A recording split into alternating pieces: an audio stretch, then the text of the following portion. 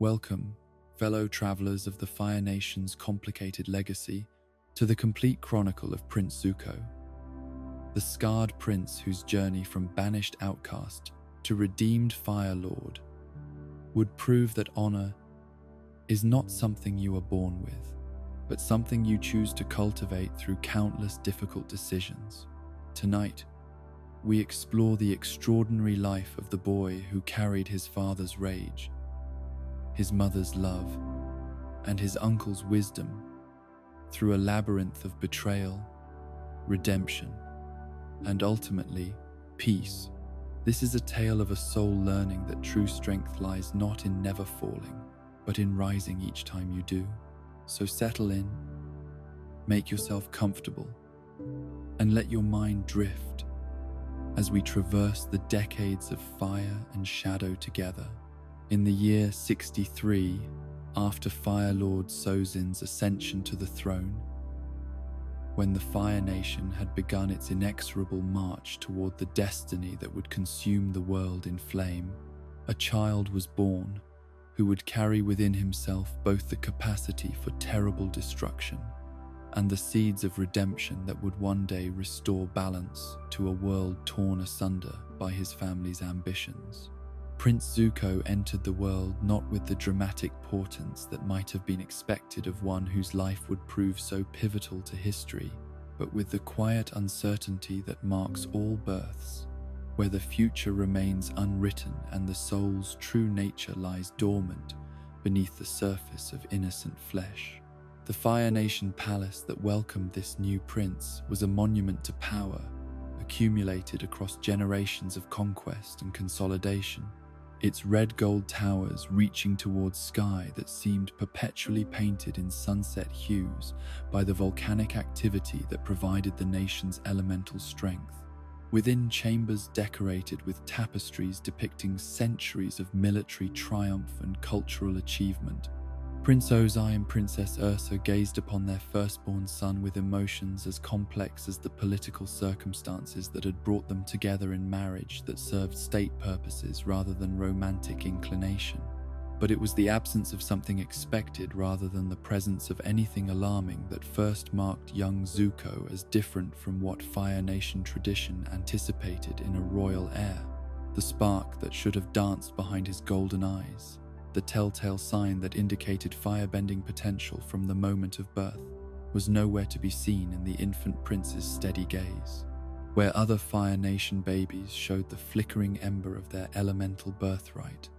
Zuko's eyes held only the innocent curiosity common to all newborns, unmarked by the supernatural fire that had burned in royal bloodlines for countless generations. Princess Ursa's immediate protective instincts recognized the danger that this apparent deficiency represented to her son's future within a culture that valued bending ability above almost every other consideration. Her own background among the nobility had taught her how quickly favor could turn to disfavor when expectations were disappointed, how thoroughly a prince could become an embarrassment if he failed to meet the standards that his birth had established as requirements, rather than merely possibilities. The fear that flickered in her maternal heart was not for her own status or comfort, but for the vulnerable child whose crime was nothing more than failing to display supernatural abilities in his first moments of life. Prince Ozai's reaction to his son's apparent non-bender status revealed the calculating cruelty that would characterize his approach to fatherhood throughout Zuko's childhood. Where a different man might have felt protective concern for a potentially vulnerable child,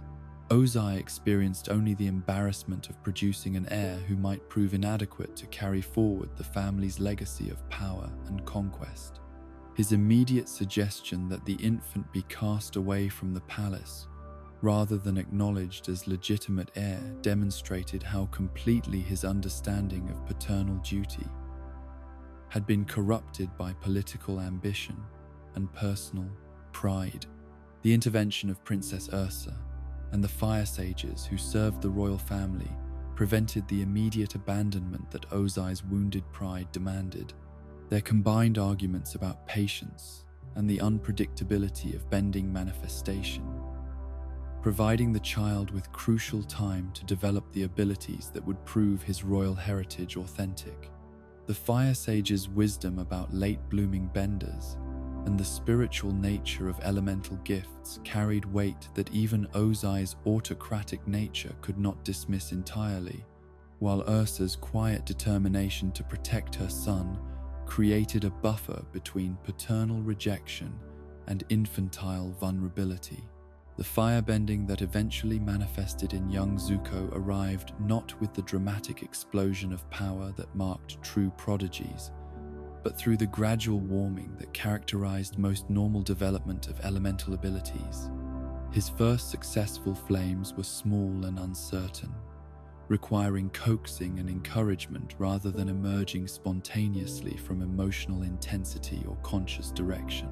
These modest beginnings satisfied the technical requirements of royal bending ability, while falling far short of the impressive displays that Ozai expected from someone destined to inherit the throne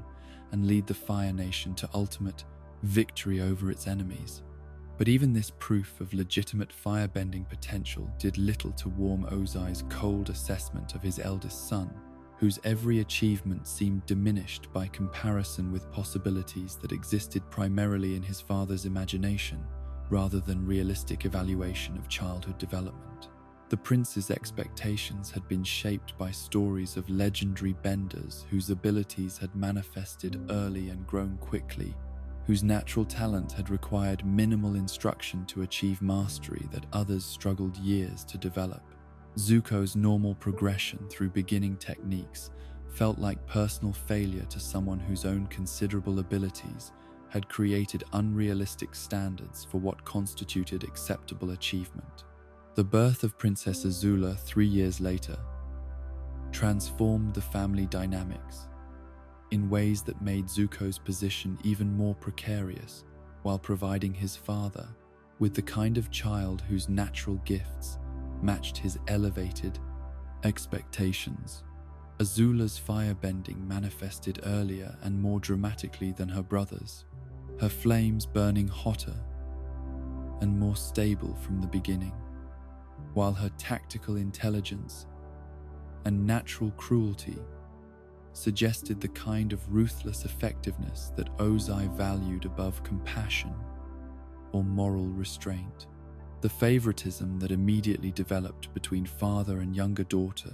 was so obvious that even palace servants began to whisper about the implications for succession and the future of the Fire Nation's royal line. The summer vacations to Ember Island that became annual family tradition provided Zuko with some of his happiest childhood memories, temporary escapes from palace protocol and political pressure that allowed him to experience something approaching normal family relationships. The island's beaches and thermal springs created an environment where play could take precedence over training, where laughter could occasionally drown out criticism, where the beauty of natural surroundings could remind everyone that life contained possibilities beyond the grim necessities of war and conquest that dominated their everyday existence. Princess Ursa's attempts to create bonding experiences during these island retreats included regular attendance at the local theatre, where the family would watch traditional Fire Nation plays that celebrated their culture's artistic achievements, while providing entertainment that brought them together as audience, rather than dividing them through competitive performance. The play, Love Amongst the Dragons, became a particular favorite. Its romantic themes and spectacular special effects, creating shared enjoyment that transcended the tensions that characterized their palace relationships during the rest of the year. But even these idyllic moments could not prevent the emergence of character traits that would define both children's approaches to moral challenges throughout their lives. The incident when 3-year-old Zuko discovered a hawk attacking a turtle crab became a defining moment that revealed his essential nature, while also demonstrating the complexity of ethical decisions that would plague him throughout his journey toward maturity and wisdom. His instinctive desire to save the smaller creature from predation showed compassion that his father would interpret as weakness, while his recognition that preventing the attack would condemn the hawk to starvation demonstrated the kind of moral sensitivity that made simple solutions inadequate for complex problems. The giant wave that swept young Zuko out to sea before he could resolve his ethical dilemma created a crisis that required immediate action rather than philosophical consideration, transforming a moment of moral education into a test of family bonds and parental responsibility. Prince Ozai's dive into dangerous waters to rescue his son was perhaps the only purely selfless act he would ever perform on Zuko's behalf, motivated not by political calculation or public image management, but by instinctive parental protection that transcended his usual cold assessment of cost and benefit. The aftermath of this rescue saw Zuko spending the rest of the day in his mother's arms, vomiting seawater, while processing the trauma of near drowning that had interrupted his attempt to navigate the moral complexities of predation and protection. But for Prince Ozai, the incident served primarily as confirmation of his son's weakness, evidence that Zuko's compassionate instincts would make him vulnerable to enemies who would exploit such softness for tactical advantage. The lesson he drew from saving his son's life was not about the importance of family bonds, but about the dangers of allowing emotion to override strategic thinking. The nightmares that began to plague Zuko during this period reflected his unconscious awareness of the hostility that surrounded him within his own family, his sleeping mind processing threats that his waking consciousness was too young to understand fully. The recurring dream of his room being consumed by flames while Azula stood laughing in the center of the inferno was prophetic in its symbolism, showing a child's intuitive understanding that his sister's apparent affection masked something far more dangerous and destructive. Princess Ursa's comfort during these midnight terrors provided the emotional security that allowed Zuko to continue functioning despite the psychological pressure created by his father's rejection and his sister's casual cruelty. Her presence in his room during the darkest hours of night, her gentle voice reassuring him that he was safe and loved, created memories of maternal protection that would sustain him through much darker periods, when such comfort would be only memory rather than immediate reality. The garden incidents that became regular features of palace life demonstrated Azula's early mastery not just of firebending technique, but of psychological warfare that targeted her brother's vulnerabilities with precision that suggested careful observation and deliberate malice. Her decision to set Zuko's clothing on fire as revenge for his mild criticism of her behavior showed how quickly she could escalate minor conflicts into situations that caused genuine harm while maintaining the pretense of childish play. Princess Ursa's consistent defense of Zuko during these sibling conflicts created a pattern of protection that prevented the worst outcomes while failing to address the underlying dynamics that made such incidents inevitable. Her attempts to treat Azula's cruelty as normal childhood misbehavior rather than evidence of developing sadistic tendencies reflected either willful blindness about her daughter's nature or strategic decision to avoid confrontations that might make Zuko's situation even more precarious within the family hierarchy. The friendship that developed between Zuko and Mai during their childhood represented one of the few uncomplicated relationships in his early life, providing companionship that was based on genuine affection rather than political calculation or family obligation. Their shared experiences of growing up in Fire Nation nobility created understanding that transcended their individual family circumstances, while their natural compatibility suggested possibilities for future happiness that the complexities of royal life would repeatedly threaten to destroy. The training sessions with Master Payando provided Zuko with his first experiences of genuine achievement and adult approval, creating a foundation of skill and confidence that would prove crucial during the darkest periods of his later life. The swordsmanship that came naturally to him offered alternative path to excellence, that did not depend on firebending ability or paternal acceptance, demonstrating that worth could be measured by different standards than those his father employed in his constant evaluations and comparisons. Uncle Iroh's gifts from distant battlefields carried emotional significance that went far beyond their material value, representing connection to family member who saw potential in Zuko rather than focusing primarily on his limitations and failures. The pearl dagger inscribed with "Never give up without a fight" would become talisman and philosophy, reminder that surrender was choice rather than inevitability, that persistence could overcome obstacles that seemed insurmountable when viewed from positions of temporary weakness. The dinner confrontation that exposed the full extent of Ozai's cruelty toward his eldest son marked the end of Zuko's childhood innocence about his father's character and intentions.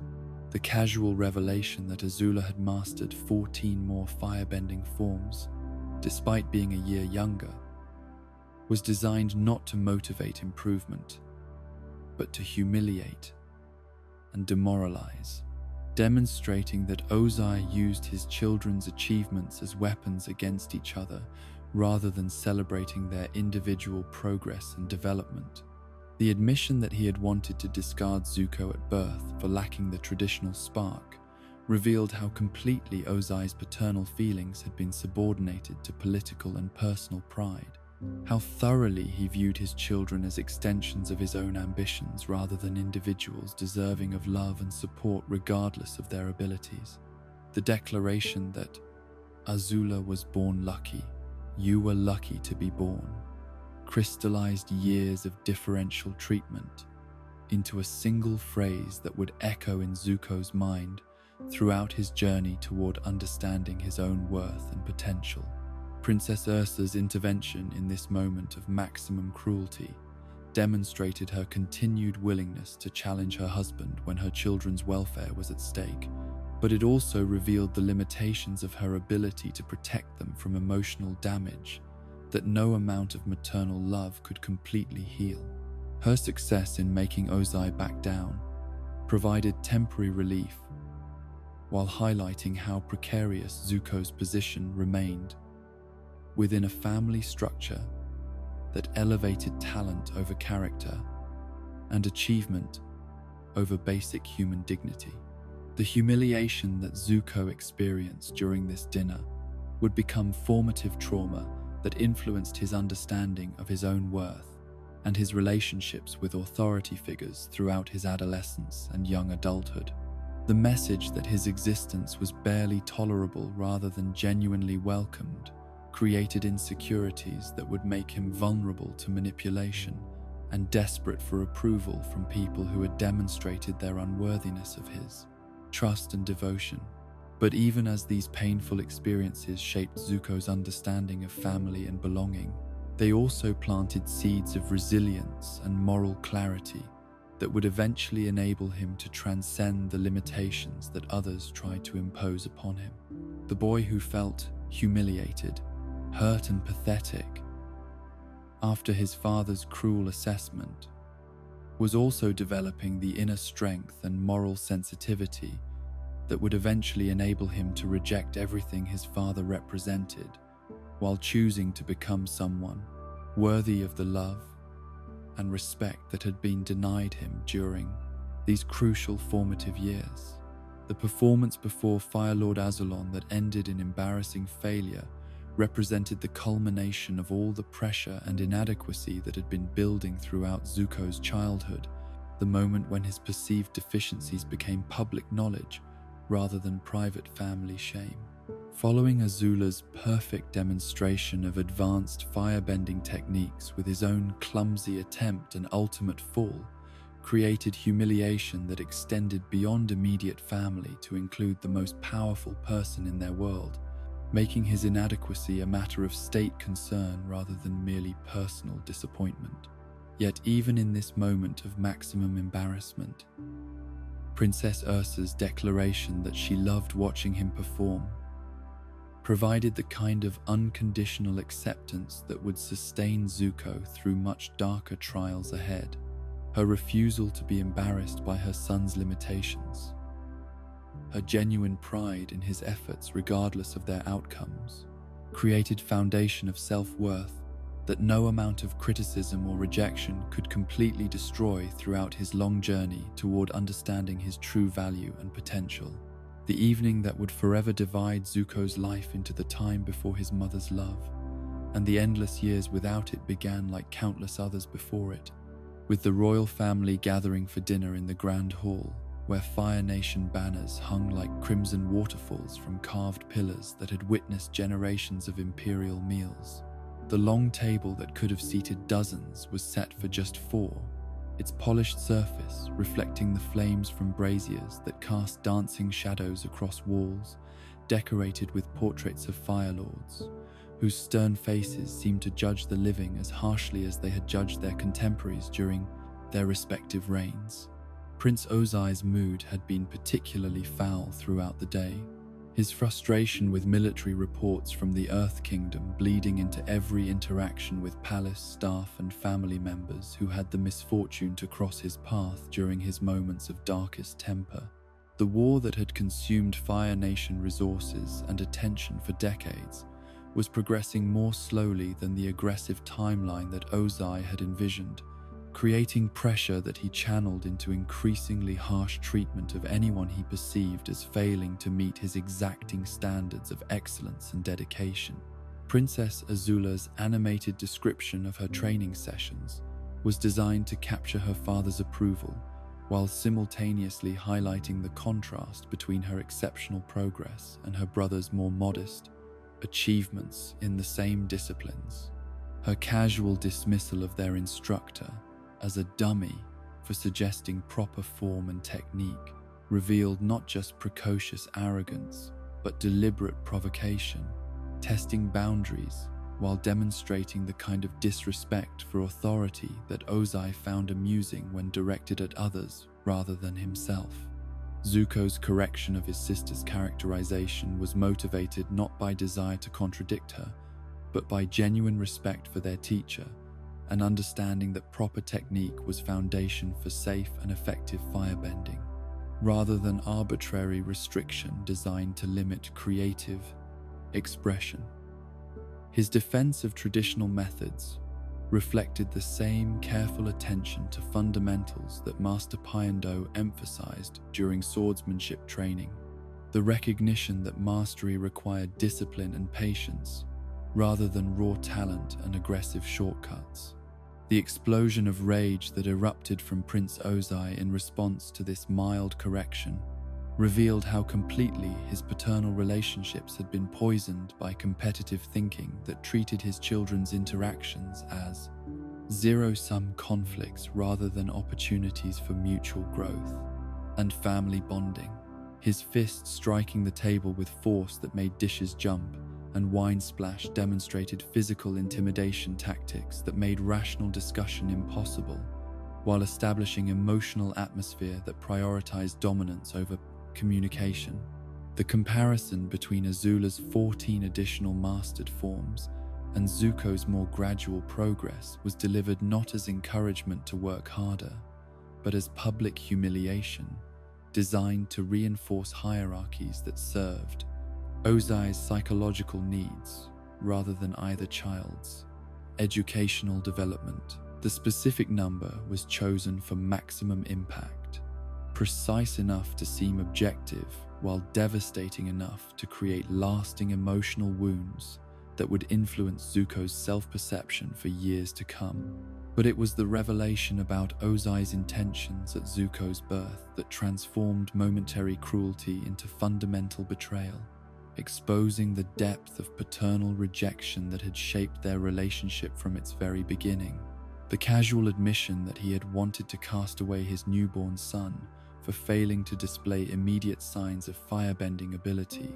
revealed how completely Ozai's understanding of parental love had been corrupted by political calculation and personal vanity that treated children as extensions of his own ambitions rather than individuals deserving of unconditional acceptance. The phrase that would haunt Zuko throughout his adolescence and young adulthood was delivered with the precision of someone who understood exactly how much damage words could inflict when chosen carefully and delivered with conviction. Azula was born lucky. You were lucky to be born. Crystallized years of differential treatment into a single statement that made explicit the conditional nature of Ozai's paternal feelings, the way that love had been transformed into performance evaluation that could be withdrawn based on inadequate achievement or disappointing progress. Princess Ursa's intervention in this moment of maximum cruelty required courage that went beyond physical bravery to encompass moral clarity, that recognized some lines could not be crossed without permanent damage to family, relationships, and individual psychological health. Her willingness to confront her husband, despite his greater political power and his demonstrated capacity for retaliation, showed maternal instinct, overriding personal safety concerns, protective love that accepted risks to preserve her children's dignity and emotional well-being. The retreat that followed Ursa's challenge was temporary tactical withdrawal rather than genuine recognition of inappropriate behavior. Ozai's departure from the dining hall, carrying with it implicit threats about future consequences for continued defiance of his authority and judgment. The silence that filled the room after his exit was heavy with unspoken understanding that this confrontation had escalated beyond normal family conflict into something more dangerous and potentially irreversible. But the damage to Zuko's psychological foundation had already been completed, his father's words having accomplished their intended purpose of destroying whatever remained of his childhood security and innocence about his place within the family hierarchy. The feelings of humiliation, hurt, and inadequacy that flooded through his consciousness would become permanent residents of his emotional landscape, influences that would shape every subsequent decision and relationship throughout his journey toward maturity and self-acceptance. The weeks that followed this devastating dinner saw Prince Ozai's political ambitions reaching their culmination as he prepared to challenge his brother's position as heir to the throne, timing his move to coincide with what he perceived as Iroh's moment of maximum vulnerability following the death of his son Lu Ten during the siege of Ba Sing Se. The calculation that grief would make his brother politically weak demonstrated Ozai's complete inability to understand how normal human emotions functioned, his assumption that loss would create exploitable weakness rather than deepened wisdom and strengthened resolve. The private meeting with Fire Lord Azalon that Ozai requested was intended to present his case for succession based on his younger brother's supposed unfitness to rule following his military failure and personal tragedy. The arguments he prepared emphasized his own tactical acumen and political reliability, while questioning whether someone who had suffered such devastating losses could maintain the kind of ruthless focus that effective leadership required during wartime conditions that demanded decisive action rather than emotional sensitivity. Fire Lord Azalon's response to his son's presumptuous request revealed wisdom accumulated through decades of ruling that enabled him to see through Ozai's superficial arguments to the underlying character flaws that made him fundamentally unsuitable for the responsibilities of ultimate power. The punishment he decreed was designed not just to discipline inappropriate ambition, but to provide education about the true costs of the callous calculations that Ozai employed when evaluating human worth and political utility. The command that Ozai must lose his firstborn son, just as Iroh had lost his created perfect symmetry that exposed the moral bankruptcy of arguments based on treating family tragedies as political opportunities. Azulon's decree forced his younger son to confront the possibility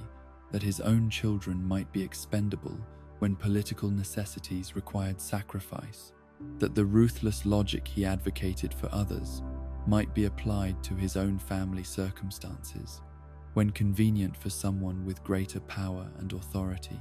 The news of this judgment reached Princess Ursa through palace sources who understood that the safety of her eldest son now depended on actions that no mother should ever be forced to contemplate, decisions that would require sacrificing everything she valued to preserve the life of the child who had become target of forces beyond his understanding or control. The choice between accepting Zuko's execution or finding alternative solutions that might protect him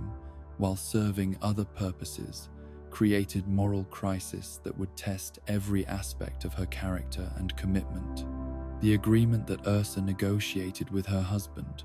represented the ultimate expression of maternal sacrifice, trading her own freedom and future happiness for her son's survival, while accepting consequences that would separate her from both children permanently. The specific terms of their deal involved knowledge and resources that only she possessed, information about poisons and their applications that made her valuable enough to bargain with, despite her lack of independent political power or military resources.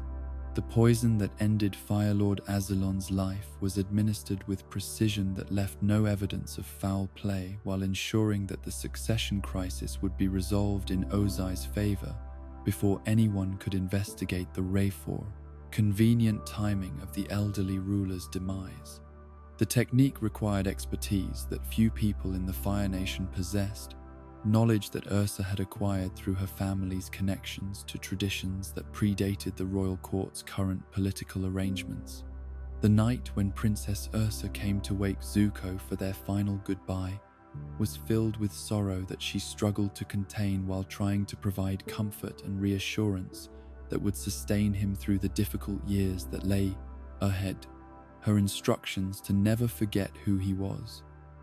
carried weight that went beyond simple maternal advice to encompass desperate hope that his essential character would survive whatever trials awaited him without her protection and guidance. The conversation between mother and son during these final moments was conducted in whispers that acknowledged the danger surrounding their family, while trying to preserve some illusion of normal bedtime comfort for a child who was about to lose the one person who loved him unconditionally. Her promises about seeing him again and her assertions about his inherent worth were offered not as guarantees she could fulfill, but as spiritual armor that might shield him from the worst psychological damage that abandonment and rejection could inflict. The morning after his mother's disappearance brought Zuko face to face with transformed reality, where the protective barrier between him and his father's cruelty had been permanently removed,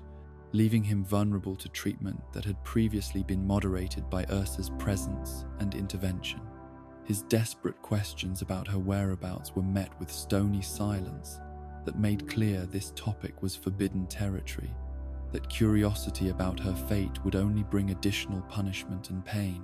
The mystery of his mother's disappearance would become obsession that influenced every major decision throughout Zuko's adolescence and young adulthood, driving him to seek answers that seemed permanently beyond reach, while maintaining hope that reunion might still be possible, despite mounting evidence that she was gone forever. The uncertainty was perhaps more painful than definitive knowledge of death would have been, keeping alive possibilities that prevented healthy grieving, while offering false hope that made acceptance impossible. Fire Lord Azulon's death, during the same night that Princess Ursa vanished, was explained to palace residents as natural end to long illness that had been carefully concealed to prevent political instability during wartime conditions that required strong leadership and clear succession arrangements.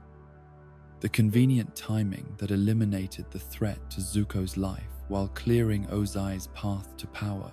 was attributed to coincidence rather than deliberate intervention, allowing the new Fire Lord to assume authority without investigation or challenge. Prince Ozai's transformation from second son to Fire Lord brought immediate changes to palace life that reflected his different priorities and leadership style. His approach to governance, emphasizing military efficiency and bureaucratic control rather than the traditional consultation and deliberation that had characterized his father's reign. The atmosphere became more formal and threatening, filled with surveillance and suspicion that made genuine communication dangerous while rewarding sycophancy and cruel ambition. The loss of the sparkle in Zuko's eyes that his mother had always treasured became visible symbol of how completely her absence had transformed his inner world, extinguishing joy and hope that would take years of healing to restore even partially. The bright curiosity and gentle humor that had characterized his early childhood were replaced by wariness and defensive anger that reflected his accurate assessment of his changed circumstances and the increased dangers that surrounded him.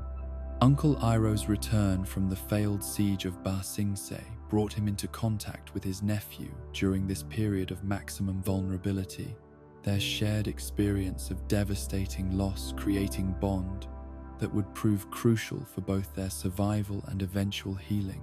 The grief that consumed the Dragon of the West following his son's death was matched by Zuko's anguish over his mother's disappearance, creating mutual understanding that transcended their differences in age and experience. The comfort that Zuko found in his uncle's presence was based not on false reassurances or attempts to minimize their pain, but on recognition that loss was universal, human experience that could be survived through connection with others who understood its weight and meaning. Iroh's willingness to sit with grief rather than rushing toward artificial consolation provided the kind of authentic support that helped begin the slow process of learning to carry sorrow without being crushed by its burden. The relationship with Mai that deepened during this period offered Zuko his first experience of being valued by someone outside his immediate family, creating foundation for understanding that worth did not depend entirely on parental approval or royal status, but could emerge from genuine compatibility and mutual affection. Her quiet strength and emotional honesty provided counterbalance to the manipulation and conditional love that characterized his other relationships, demonstrating possibilities for connection that were based on authenticity rather than strategic advantage. The conversations between young Zuko and Mai during their walks through palace gardens revealed shared understanding of the burdens that came with noble birth and the loneliness that accompanied positions of privilege that separated them from normal childhood experiences and friendships. Their mutual recognition of each other's intelligence and character created intimacy that was rare in their social environment, where most relationships served political or economic purposes rather than emotional fulfillment. But even these positive connections could not shield Zuko from the psychological impact of his father's increased hostility and his sister's escalating cruelty, both of which intensified following their mother's departure, as if her absence had removed all restraints on behaviors that she had previously managed to moderate through her influence and intervention. The palace that had never been entirely safe for him became an openly hostile environment where survival required constant vigilance and strategic thinking that no child should need to develop. The training sessions that continued throughout this period became opportunities for Ozai to demonstrate his disappointment while comparing Zuko unfavorably to his sister, whose abilities seemed to grow stronger and more sophisticated with each passing month. The gap between their respective achievements widened not because Zuko was failing to improve, but because Azula's natural talents were being enhanced by encouragement and advanced instruction that were withheld from her brother as part of systematic campaign to ensure his continued subordination. The war meeting that would transform Zuko's life forever was initially intended as reward for good behavior rather than trap designed to destroy his future. Ozai's decision to allow his son's attendance reflecting momentary satisfaction with recent progress, rather than calculated plan to create opportunities for humiliation and punishment. The invitation carried significance that went beyond simple observation to encompass recognition as potential heir who might eventually participate in such discussions as decision maker rather than merely observer. But the general whose strategy Zuko questioned during this meeting was advocating an approach that violated every principle of honor and protection that the young prince had been taught to value. His casual dismissal of soldier casualties and civilian suffering, revealing moral blindness that demanded response regardless of political consequences. The outburst that followed was motivated not by calculated defiance but by genuine outrage at hearing human lives discussed as expendable resources rather than precious responsibilities. The challenge to Agni Kai that Prince Ozai issued in response to his son's perceived disrespect was designed not to resolve disagreement through honorable combat, but to create public demonstration of paternal authority and filial submission that would reinforce hierarchies throughout the Fire Nation's military and political establishments. The expectation was that Zuko would accept correction and apologize rather than actually fighting, that the threat alone would accomplish the educational purposes that Ozai intended. The misunderstanding about his opponent's identity reflected Zuko's assumption that conflicts between equals could be resolved through traditional methods. His failure to anticipate that his father would use such occasions for personal punishment rather than fair competition. The shock of discovering that he would face Ozai rather than the general whose strategy he had criticized revealed how completely he had misread the political dynamics and personal motivations that had created this situation.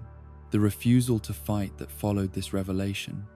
demonstrated both Zuko's instinctive understanding of proper respect for parental authority and his recognition that victory over his father would create political and personal consequences far worse than any defeat could produce. His desperate pleas for mercy reflected not cowardice, but accurate assessment that this confrontation had transcended normal categories of honor and tradition to become something far more dangerous and potentially destructive. The scarring that permanently marked Zuko's face was administered with precision that ensured maximum psychological as well as physical impact. The flames directed specifically at his left eye to create disfigurement that would serve as constant reminder of his weakness and his father's power for the rest of his life. The pain was designed to teach lessons about respect and obedience that words alone could never convey, creating trauma that would influence every subsequent relationship and self-assessment. The banishment that followed was presented as opportunity for redemption rather than punishment, the impossible task of capturing the Avatar offering theoretical possibility of restoration to favor, while practically ensuring that Zuko would remain safely distant from court politics and succession planning for the indefinite future. The 100-year absence of the Avatar made success so unlikely that the quest could continue indefinitely without creating pressure for actual resolution or return.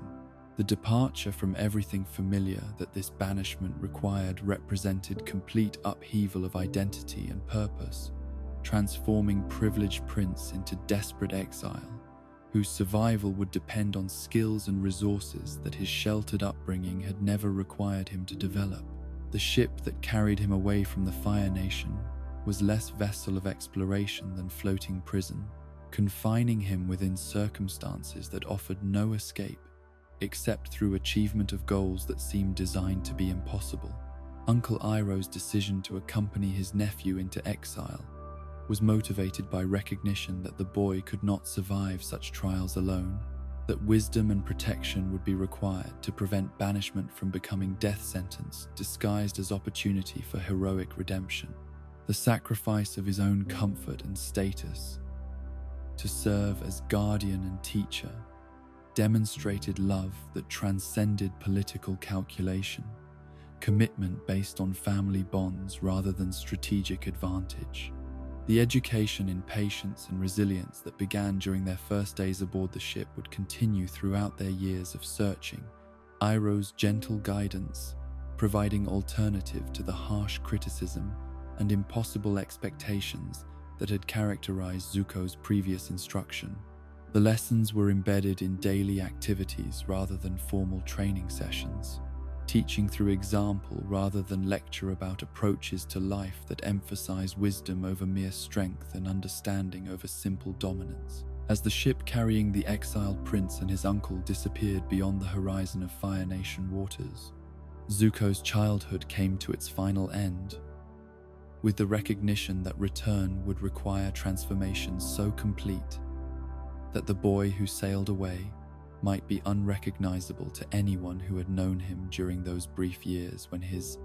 mother's love had provided shelter from the storms of palace, politics, and family dysfunction that would now test every aspect of his character and determination.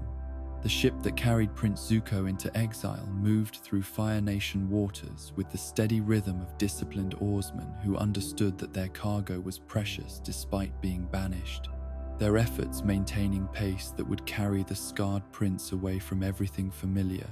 while beginning a journey that seemed designed to last forever. The vessel itself was neither the grandest nor the most humble in the Fire Nation's naval fleet, its selection reflecting careful calculation about providing adequate resources for survival while avoiding any appearance of rewarding disobedience or treating banishment as anything less than severe punishment for unacceptable behavior.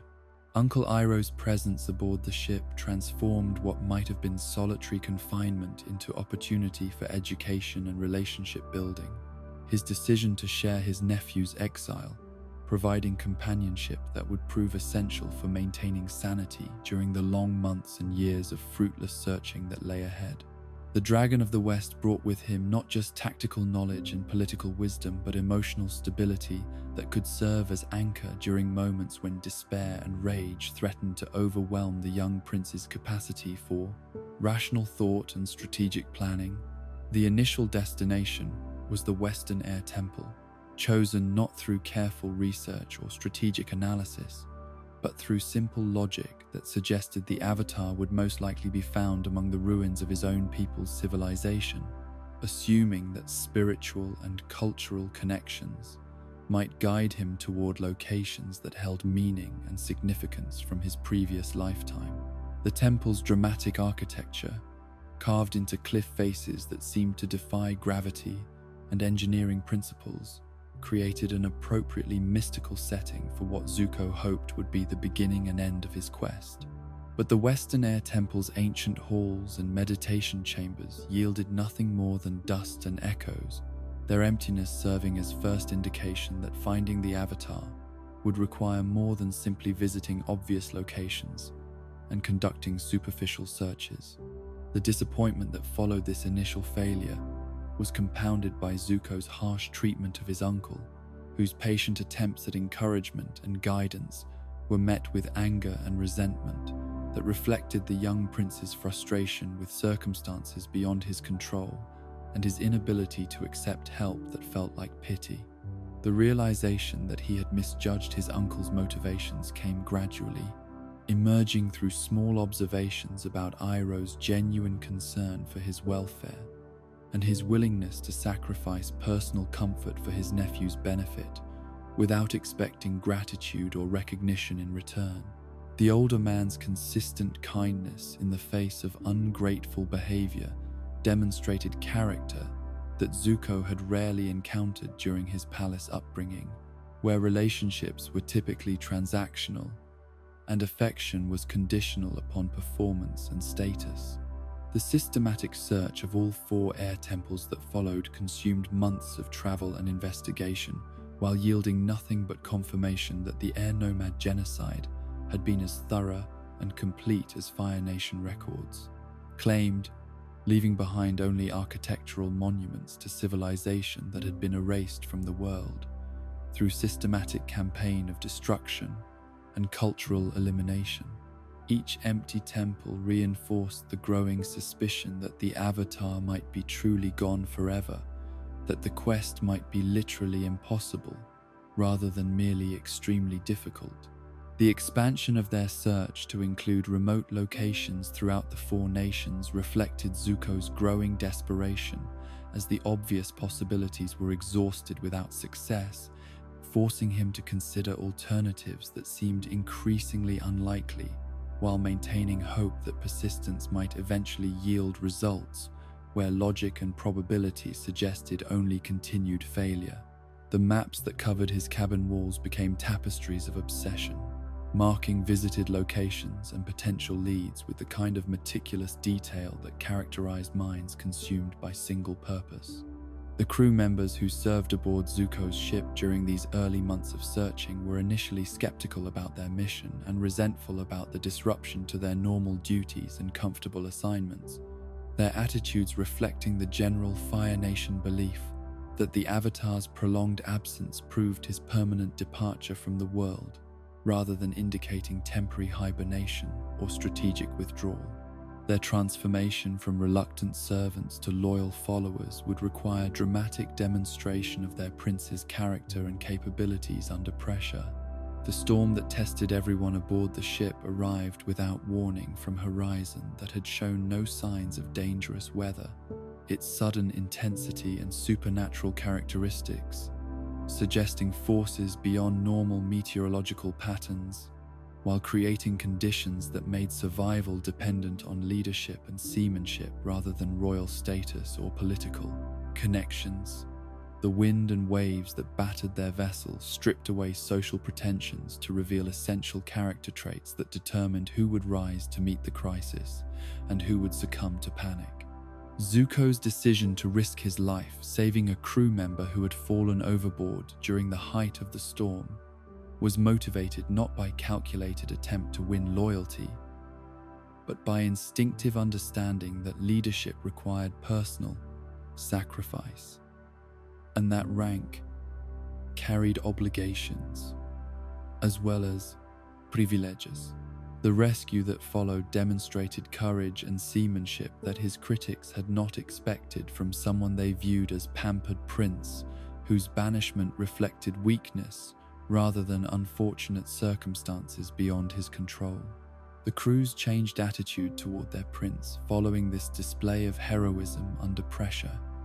created foundation for loyalty and respect that would sustain morale during the long months of continued searching that lay ahead.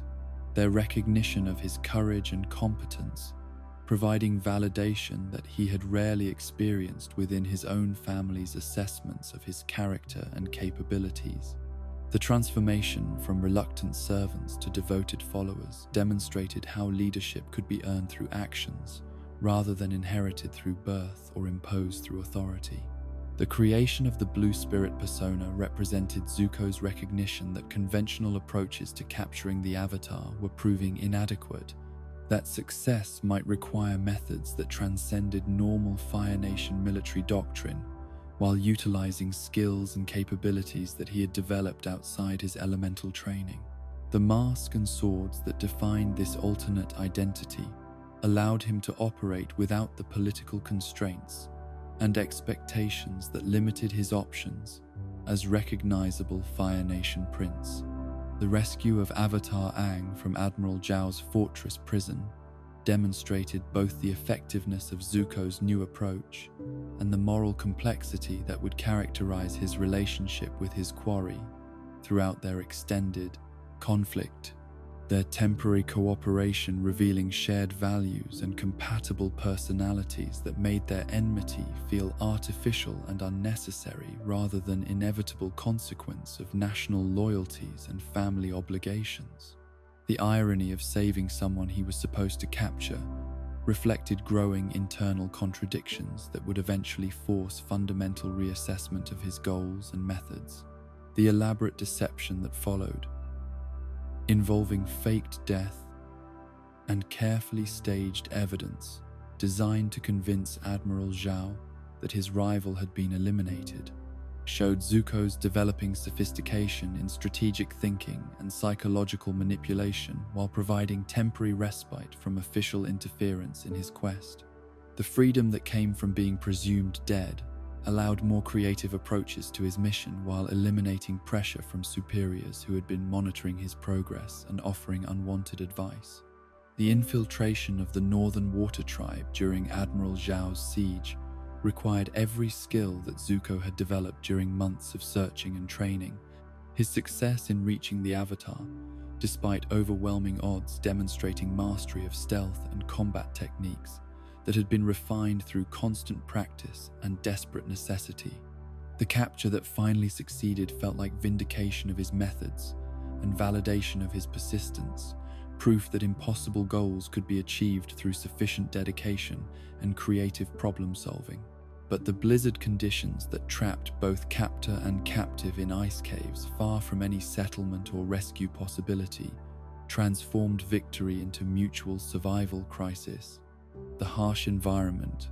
making their conflict secondary to immediate necessity of finding shelter and maintaining body heat while waiting for conditions to improve enough to allow travel. The irony of their situation was not lost on either participant, their shared danger creating temporary truce that allowed glimpses of each other's character beyond the roles that national conflict had imposed upon them. Team Avatar's arrival to rescue their friend created combat situation that tested Zuko's abilities against multiple opponents, whose coordination and diverse skills presented challenges different from anything he had previously encountered. Their teamwork and mutual support, demonstrating effectiveness of cooperation that contrasted sharply with his isolated approach to problem solving. The defeat that followed was educational rather than simply frustrating, providing insights into alternative approaches that emphasized relationship and trust over individual excellence. The Avatar's decision to rescue him from freezing to death, despite their enmity, revealed character traits that complicated Zuko's understanding of his opponent, while creating moral debt that would influence their future interactions in ways that neither could anticipate. During this moment of unexpected mercy, the gesture demonstrated that their conflict was political rather than personal, that different circumstances might have made them allies rather than enemies despite their opposing loyalties and objectives. The confrontation with Admiral Zhao at the Northern Water Tribe represented culmination of rivalry that had been building throughout their parallel quests for the Avatar, their competition reflecting different approaches to military career, advancement, and personal honor within Fire Nation culture, while their mutual contempt was based on accurate assessment of each other's character flaws and moral character limitations. The battle that erupted between them was fueled by personal animosity as much as tactical disagreement. The intervention of the ocean spirit that claimed Admiral Zhao during their fight provided resolution that neither combatant had anticipated, supernatural justice that punished arrogance and cruelty, while demonstrating power that exceeded anything mere human firebending could achieve, regardless of skill level or political authority. Zuko's attempt to save his rival despite their mutual hatred reflected honor code that valued life over personal satisfaction, moral instinct that would eventually guide him toward very different choices about loyalty and responsibility. Zhao's refusal to accept rescue from someone he viewed as inferior revealed character flaw that made his destruction feel like inevitable consequence of pride rather than tragic accident. His inability to accept help demonstrating the kind of rigid thinking that would eventually prove fatal in situations requiring flexibility and humility. The ocean spirit's claim upon him was thus both supernatural intervention and natural consequence of moral choices that had prioritized status over survival. The escape from the collapsing Northern Water Tribe with Uncle Iroh provided opportunity for reflection on lessons learned during their first direct encounter with the Avatar and his allies, the experience having revealed complexities in their mission that simple capture and return would not adequately address.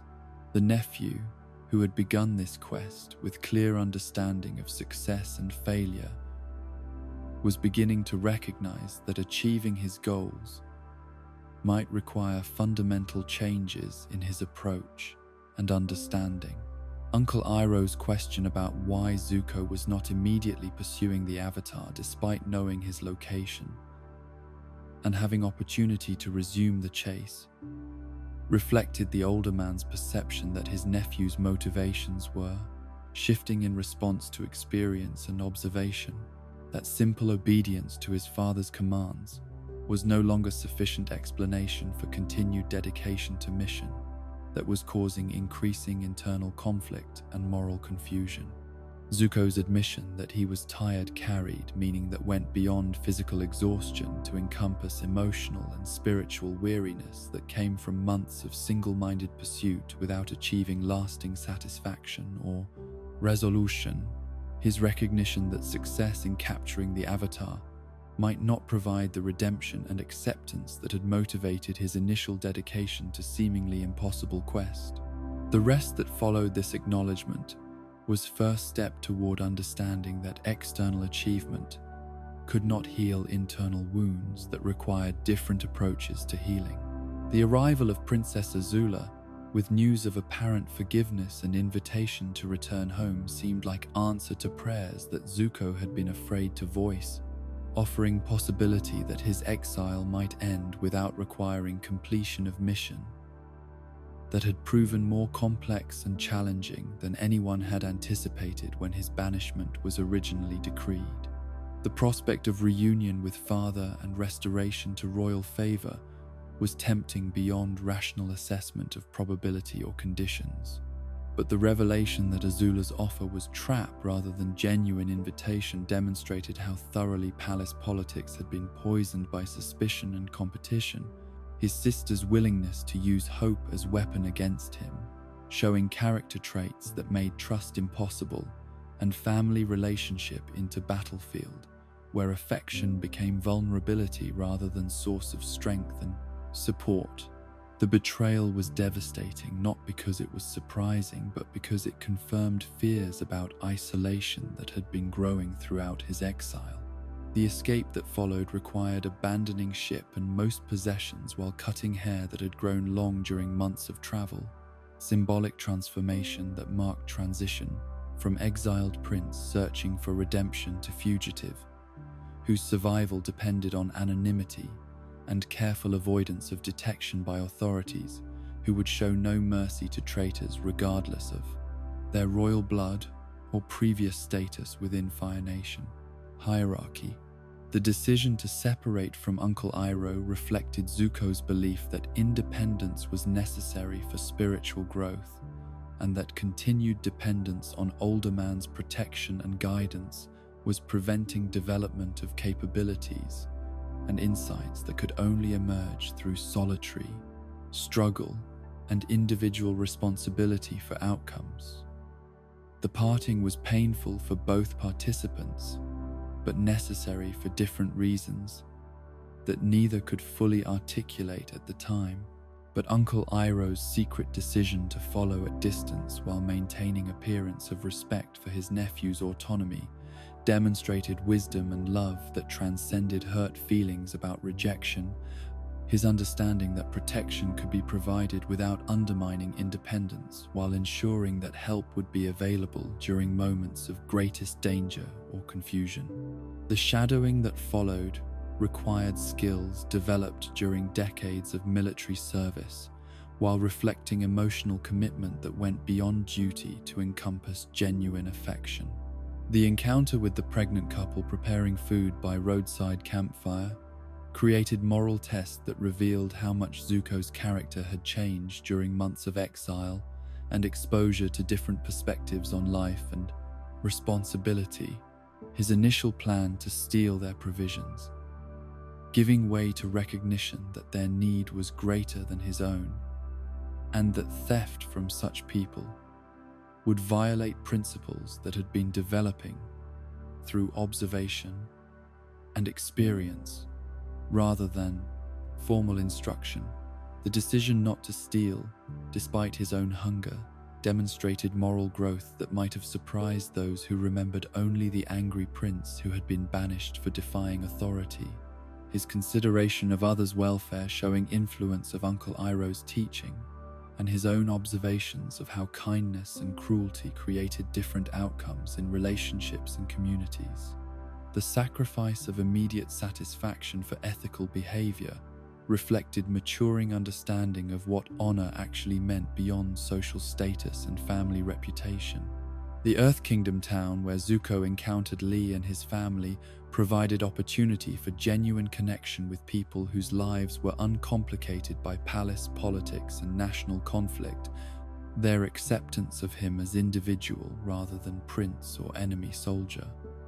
offering glimpse of normal human relationships based on character and action, rather than birth circumstances and political loyalties. The experience was educational and healing in ways that formal instruction could never achieve. The labor he performed in exchange for food and shelter introduced him to satisfaction that came from useful work rather than symbolic achievement, physical effort that produced tangible results while contributing to community welfare rather than serving personal advancement or family expectations. The teaching of swordsmanship to young Lee created bond between them, while allowing Zuko to pass on skills and knowledge that had value independent of his royal status or political circumstances. But the revelation of his Fire Nation identity during the rescue mission that saved Lee from kidnappers destroyed the relationships he had been building, while demonstrating how political realities could poison even genuine friendships when larger forces intruded upon personal connections. The rejection he faced from people who had accepted him as individual but could not accept him as representative of nation that had caused them suffering was educational about costs of war that extended beyond battlefield casualties. Lee's hatred and rejection of the knife that had been precious gift from Uncle Iroh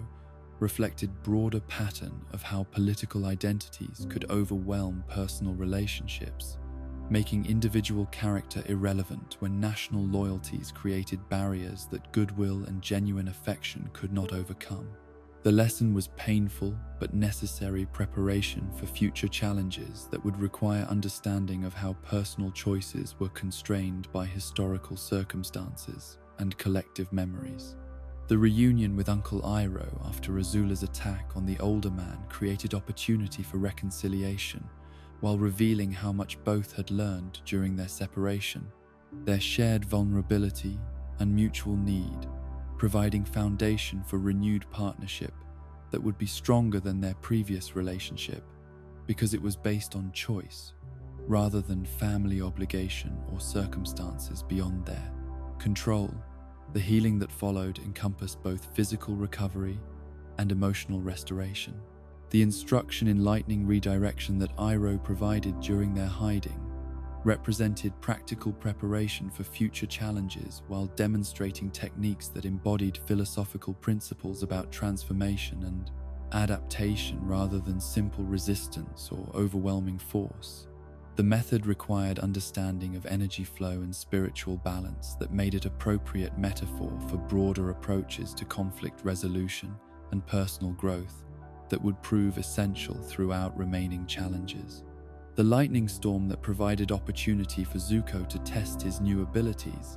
became a moment of emotional catharsis where years of anger and frustration were channeled into productive technique rather than destructive expression. His declaration that he could redirect whatever life threw at him, representing psychological breakthrough as much as technical achievement. The tears that accompanied this demonstration revealed how much pain had been accumulating throughout his journey toward understanding and acceptance. The decision to travel to Ba Sing Se represented recognition that their exile had become permanent rather than temporary setback, that survival required adaptation to circumstances, rather than continued hope for restoration to previous status and relationships. The Earth Kingdom's great city offered possibility of anonymity and new beginning while providing resources and opportunities that remote locations could not supply for building sustainable life independent of Fire Nation connections. The tea shop that became their new home and business demonstrated how skills and knowledge could be applied to peaceful purposes rather than military objectives. Uncle Iroh's expertise in beverage preparation, creating success that was measured by customer satisfaction and community contribution rather than conquest and domination. The transformation from military leader to merchant reflected broader themes about finding meaning through service rather than power. But even this peaceful interlude could not completely heal wounds that had been opened during years of conflict and exile. Zuko's internal struggles continuing to create tension between desire for normalcy and unresolved anger about circumstances that had shaped his life in ways he had never chosen or desired. The happiness that seemed within reach was complicated by memories and obligations that made simple acceptance of new circumstances feel like betrayal of his true identity and responsibilities. As their first year of exile drew to its close, neither uncle nor nephew could have anticipated how completely their quest for the Avatar would transform not just their external circumstances, but their fundamental understanding of identity, loyalty, and the nature of honor that transcended simple obedience to authority or pursuit of personal advancement through achievement of goals that others had established as requirements for acceptance and love. The message that arrived through carefully maintained intelligence networks operating between Fire Nation territories and Ba Sing Se's underground information brokers carried news that would shatter the fragile peace that Zuko and his uncle had constructed around their new lives as merchants. The elegant calligraphy of Princess Azula's invitation, masking intentions that were far more sinister than the diplomatic language, suggested to anyone naive enough to take her words at face value.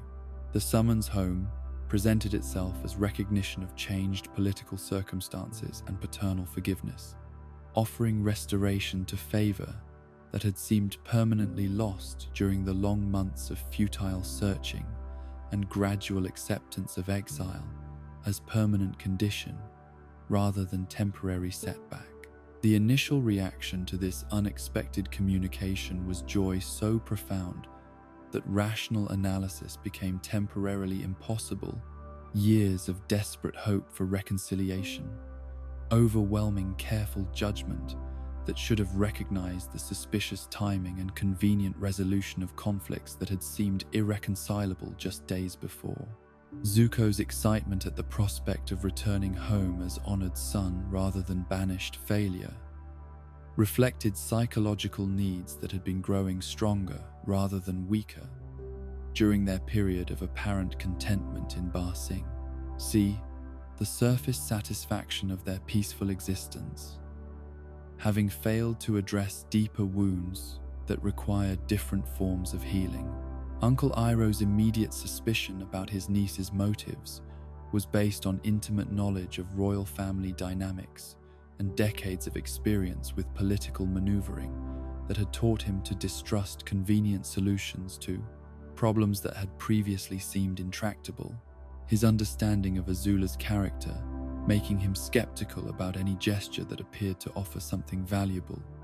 without requiring corresponding sacrifice or demonstration of loyalty. The warning he provided was gentle but persistent, reflecting his desire to protect his nephew while respecting his autonomy and his right to make decisions about his own future. But the psychological pressure created by the possibility of redemption proved stronger than cautious wisdom. Zuko's need for paternal acceptance and restoration to his rightful place within the Fire Nation hierarchy, overriding rational assessment of probability and risk, while creating momentum toward decision that felt inevitable despite mounting evidence that something about the situation was fundamentally wrong.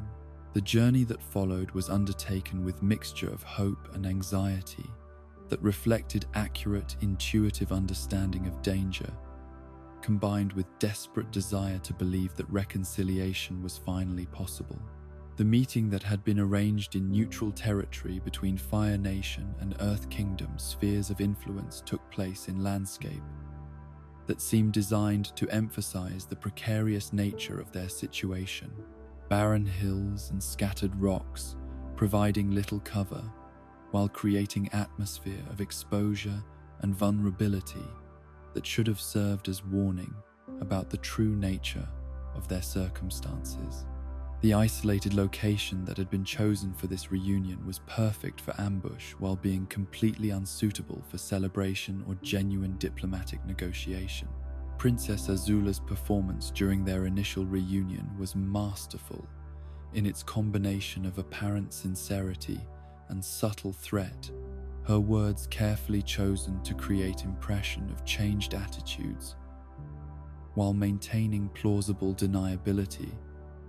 about any deception that might be occurring beneath surface appearances of sisterly affection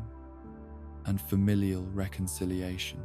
The embrace she offered was brief and formal, providing physical contact that felt more like assessment than genuine expression of emotion, while her eyes remained calculating and cold, despite the warmth that characterized her vocal delivery. The retinue that accompanied the princess included personnel whose military bearing and alert postures suggested preparation for combat rather than ceremonial escort duties, their presence creating an atmosphere of tension that contradicted official explanations about peaceful family reunion and straightforward return to Fire Nation territory under protection of royal authority. The weapons that remained visible despite attempts at concealment revealed expectations of resistance or conflict that seemed inconsistent with narrative of voluntary homecoming and grateful acceptance of paternal forgiveness. The realization that they were prisoners rather than honored guests came gradually through accumulation of small details that individually might have been explained away but collectively painted picture of elaborate deception designed to achieve capture through manipulation of hope and family. Loyalty, rather than direct confrontation that might have resulted in escape or resistance. The guards who maintained respectful distance were nevertheless clearly positioned to prevent departure, while the luxurious accommodations provided were situated to prevent communication with outside contacts or independent movement. Uncle Iroh's recognition of their true situation preceded his nephew's by crucial margin that allowed preparation for escape attempt that might otherwise have been impossible, his decades of military experience having trained him to assess tactical situations accurately while maintaining appearance of compliance that would not trigger premature revelation of their captor's true intentions. The signal he provided was subtle but clear, communicating danger without alerting their guards to the fact that their deception had been discovered and countermeasures were being prepared. The fighting that erupted when their escape attempt began was fierce and desperate, both uncle and nephew drawing upon skills that had been refined during months of exile, while facing opponents whose training and equipment represented the finest that Fire Nation military academies could produce, creating conflict that tested every aspect of their combat abilities while forcing split-second decisions about tactics and priorities that would determine whether they lived to continue their journey or died as examples of the price that came with defying royal authority. Zuko's decision to use his dual swords rather than relying primarily on firebending reflected lessons learned during their travels about the advantages of unpredictability and the tactical benefits that came from utilizing skills that opponents might not anticipate or prepare to counter effectively. The swordsmanship that Master Piando had taught him during his palace childhood proved its worth under combat conditions that his instructor had probably never envisioned. Techniques designed for formal dueling, adapting successfully to life or death struggle against multiple opponents. The successful escape from Azula's trap required sacrifice of everything they had built in Ba Sing Se, while forcing acceptance that their exile had become permanent rather than temporary condition, that hopes for reconciliation with Fire Nation had been manipulation designed to exploit their deepest desires while serving strategic purposes that had nothing to do with family relationships or genuine forgiveness. The retreat that followed was conducted with speed, that prevented proper farewells or recovery of possessions that had made their previous life comfortable and sustainable. The cutting of their hair that marked their transition from captured fugitives to anonymous refugees was symbolic transformation that eliminated visual markers of their previous identities while creating appearance changes that might enable them to move through hostile territory without immediate recognition by authorities who would be searching for escaped prisoners. The physical alteration was accompanied by emotional recognition that their old lives had ended permanently, that whatever future awaited them would require new identities and different approaches to survival. The decision that Zuko made to strike out on his own reflected growing conviction that continued dependence on his uncle's protection and guidance was preventing necessary spiritual development while creating vulnerabilities that their enemies could exploit through threats against the older man's safety and well-being. The separation was painful for both participants, but seemed essential for different reasons that neither could fully articulate. Psychological necessity that transcended rational analysis of practical advantages and disadvantages.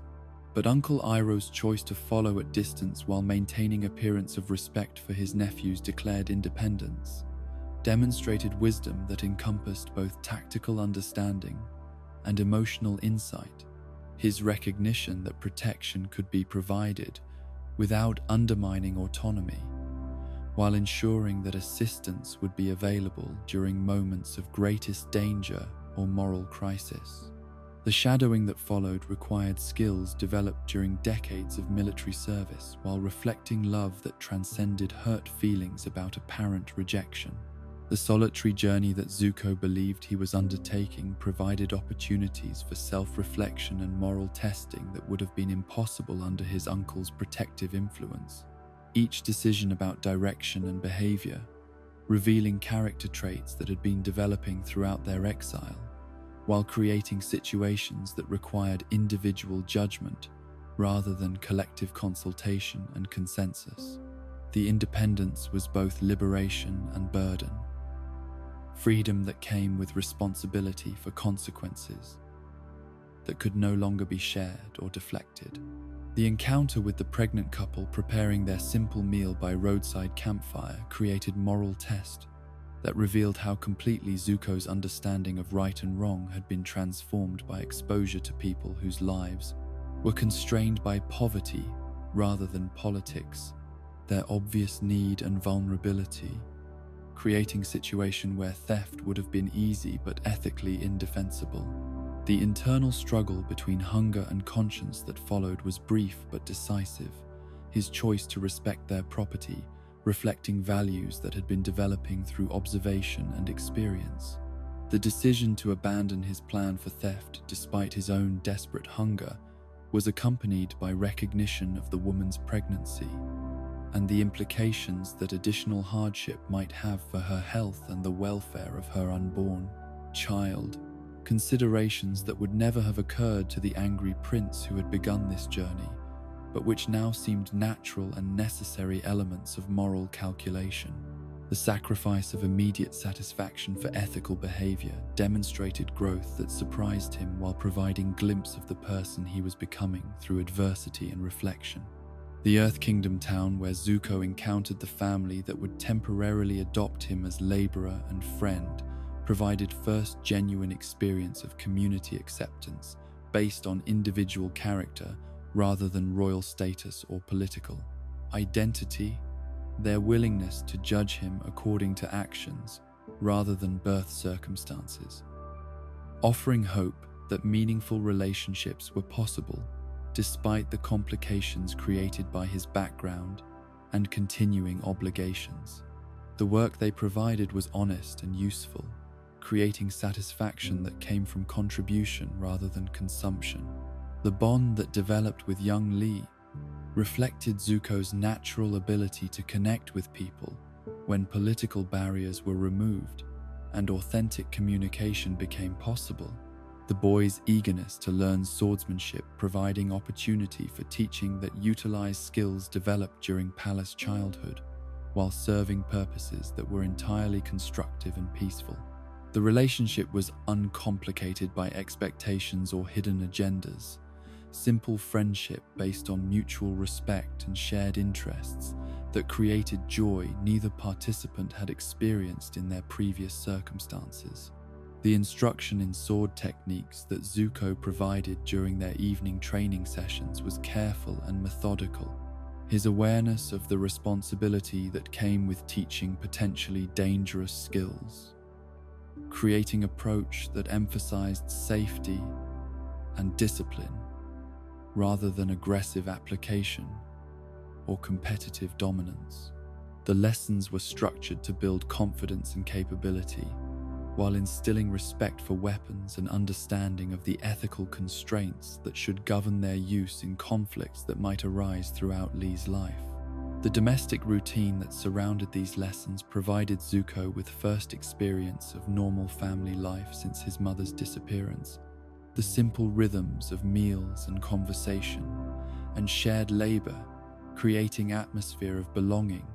that had been missing from his existence for longer than he had realized until its restoration made the absence painfully obvious. The acceptance he found within this household was complete and unconditional, based on appreciation for his contribution and character, rather than calculation of advantage or political utility. But the crisis that destroyed this peaceful interlude came through external forces that neither Zuko nor his adopted family could have anticipated or prevented. The kidnapping of young Lee by criminals whose motivations were purely economic rather than political, creating emergency that required immediate action, despite risks to the anonymity and safety that had made their relationships possible. The choice between personal security and moral obligation was clear, his response automatic rather than calculated. The rescue mission that followed tested every aspect of Zuko's combat training while forcing revelation of his Fire Nation identity in ways that could not be concealed or explained away through alternative narratives. The firebending required to defeat Lee's captors being unmistakably associated with the nation that had caused so much suffering throughout the Earth Kingdom's territories. The effectiveness of his intervention was undeniable, but so were the implications of his true nationality and the associations that such knowledge would inevitably create. The reaction of the townspeople to discovering his Fire Nation identity was predictable but nonetheless painful. Their transformation from grateful allies to hostile enemies, reflecting not personal animosity, but accumulated trauma from years of war and occupation that made individual character irrelevant when weighed against collective memory of national suffering. The rejection was complete and immediate, erasing relationships that had seemed genuine while demonstrating how political realities could override personal connections. Lee's hatred and refusal to accept the pearl dagger that had been precious gift from Uncle Iroh represented the most painful aspect of this rejection. The boy's emotional repudiation of their friendship and his declaration that he hated everything about Zuko, reflecting not just immediate anger, but fundamental incompatibility between individual affection and political loyalty that made continued relationship impossible despite genuine mutual regard that had developed between them during their time together. The departure from the town that had briefly provided home and purpose was conducted in atmosphere of hostility and disappointment that made clear how thoroughly his revelation had poisoned relationships that had seemed based on solid foundation of mutual respect and shared experience. The lesson was educational but devastating, demonstration of how identity could trump character when historical grievances created barriers that individual virtue could not overcome through good intentions or genuine transformation. The period of solitary wandering that followed this rejection was marked by internal struggle between growing understanding of the suffering that his nation had caused and continued loyalty to family and cultural identity that could not be abandoned simply because their consequences had proven painful and destructive. The conflict between personal conscience and inherited obligation created psychological tension that had no easy resolution, moral complexity that required different approaches than those his previous education had provided. The reunion with Uncle Iroh following Azula's attack on the older man created opportunity for reconciliation while revealing how much both had learned during their forced separation. Their shared vulnerability and mutual need providing foundation for renewed partnership that would be stronger than their previous relationship, because it was based on choice rather than circumstances beyond their control. The healing that followed encompassed both physical recovery and emotional restoration that addressed wounds accumulated throughout their exile. The hidden underground refuge where they took shelter during Iroh's recovery was suitable for extended residence, while providing security against discovery by authorities whose search efforts had intensified following their escape from Azula's custody, the location being known only to networks of Earth Kingdom resistance fighters who had reason to assist enemies of the Fire Nation, regardless of their specific circumstances or personal histories. The community that existed within these tunnels was diverse and accepting, united by shared opposition rather than common backgrounds. The instruction in lightning redirection that Uncle Iroh provided during their period of hiding represented both practical preparation for future confrontations and philosophical education about approaches to conflict that emphasized transformation rather than simple resistance or overwhelming force. The technique required understanding of energy, flow, and spiritual balance that made it appropriate metaphor for broader lessons about adapting to circumstances while maintaining essential character and moral principles that defined identity independent of external pressures. The lightning storm that eventually provided opportunity for Zuko to test his newfound abilities became a moment of emotional catharsis where years of accumulated anger and frustration were channeled into productive expression rather than destructive rage. His successful redirection of natural forces representing psychological breakthrough as much as technical achievement. The tears that accompanied this demonstration revealed how much pain had been building throughout his journey, while his declaration about being able to handle whatever life threw at him showed growing confidence and emotional maturity. The decision to travel to Ba Sing Se was motivated by recognition that their exile had become permanent condition rather than temporary setback, that survival required adaptation to circumstances and construction of sustainable life, independent of Fire Nation connections or hopes for eventual restoration to previous status and relationships. The Earth Kingdom's great city offered possibility of anonymity and new beginning, while providing resources and opportunities that remote locations could not supply for building peaceful existence. The transformation from exiled prince and disgraced general to anonymous refugees seeking honest work in foreign city required abandonment of previous identities while embracing possibilities that neither had previously considered as viable alternatives to military service and political advancement. The humility required for this transition was difficult but ultimately liberating. Freedom from expectations and obligations that had constrained their choices while creating opportunities for discovering talents and interests that had been suppressed by their previous circumstances and responsibilities. As they approached the great walls of Ba Sing Se, with nothing but their remaining possessions and determination to build new lives through honest labor and peaceful contribution to community welfare, both uncle and nephew understood that they were leaving behind not just their previous identities, but their old understanding of honor, duty, and the possibilities for finding meaning and satisfaction through service rather than dominance, relationship rather than conquest, and wisdom rather than mere strength or political authority. The Jasmine Dragon tea shop that emerged from Uncle Iroh's entrepreneurial vision represented transformations so complete that neither patron nor proprietor would have recognized the establishment's humble origins in the desperate circumstances that had driven two Fire Nation fugitives to seek honest employment in Earth Kingdom territory, where their true identities could mean imprisonment or execution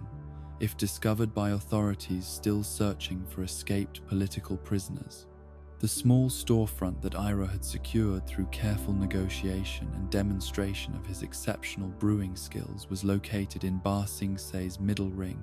positioned strategically to attract customers from various social classes, while avoiding the scrutiny that came with locations too prosperous or too impoverished. The tea preparation that had begun as mere survival strategy during their months of exile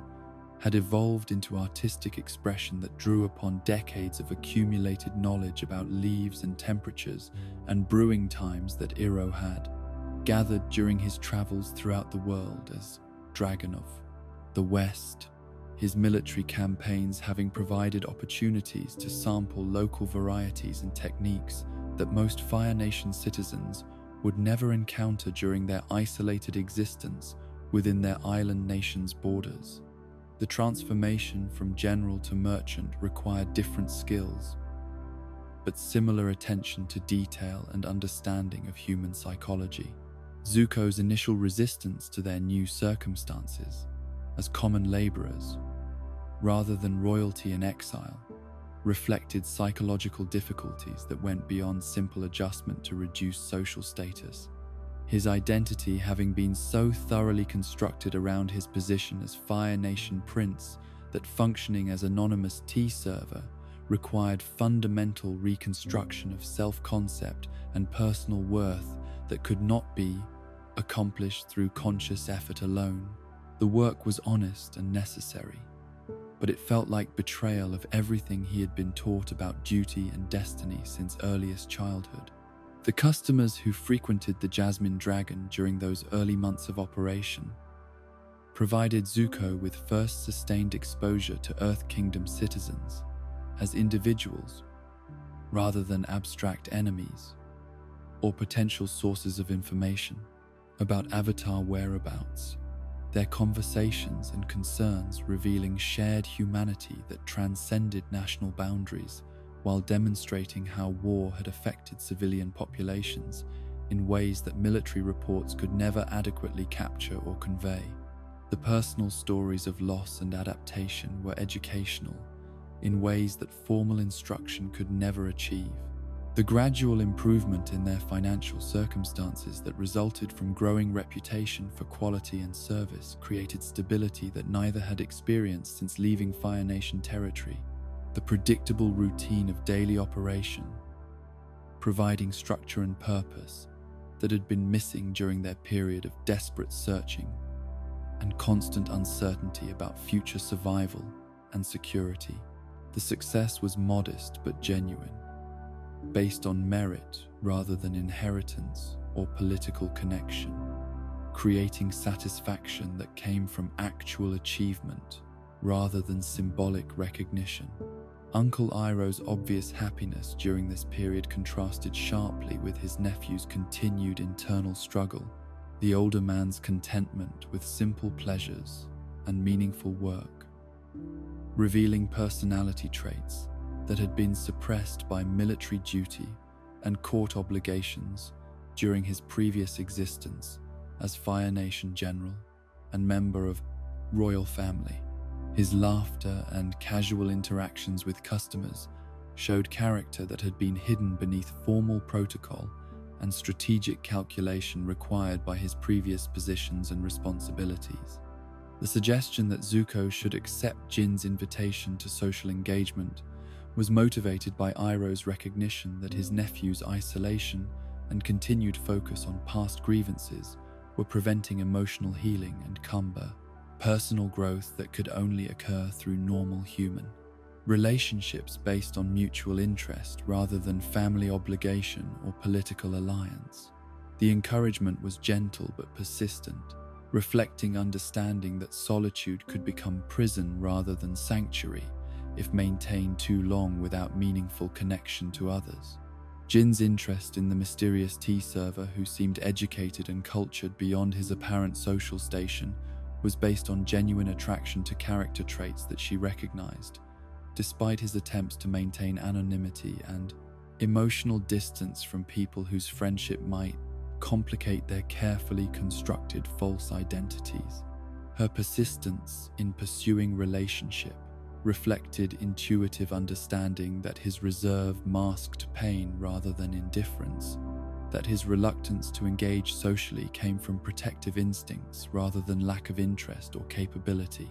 The date that followed Jin's invitation was carefully planned adventure through Ba Sing Se's cultural attractions that she had chosen specifically to share experiences that meant something to her personally, while providing opportunities for conversation and connection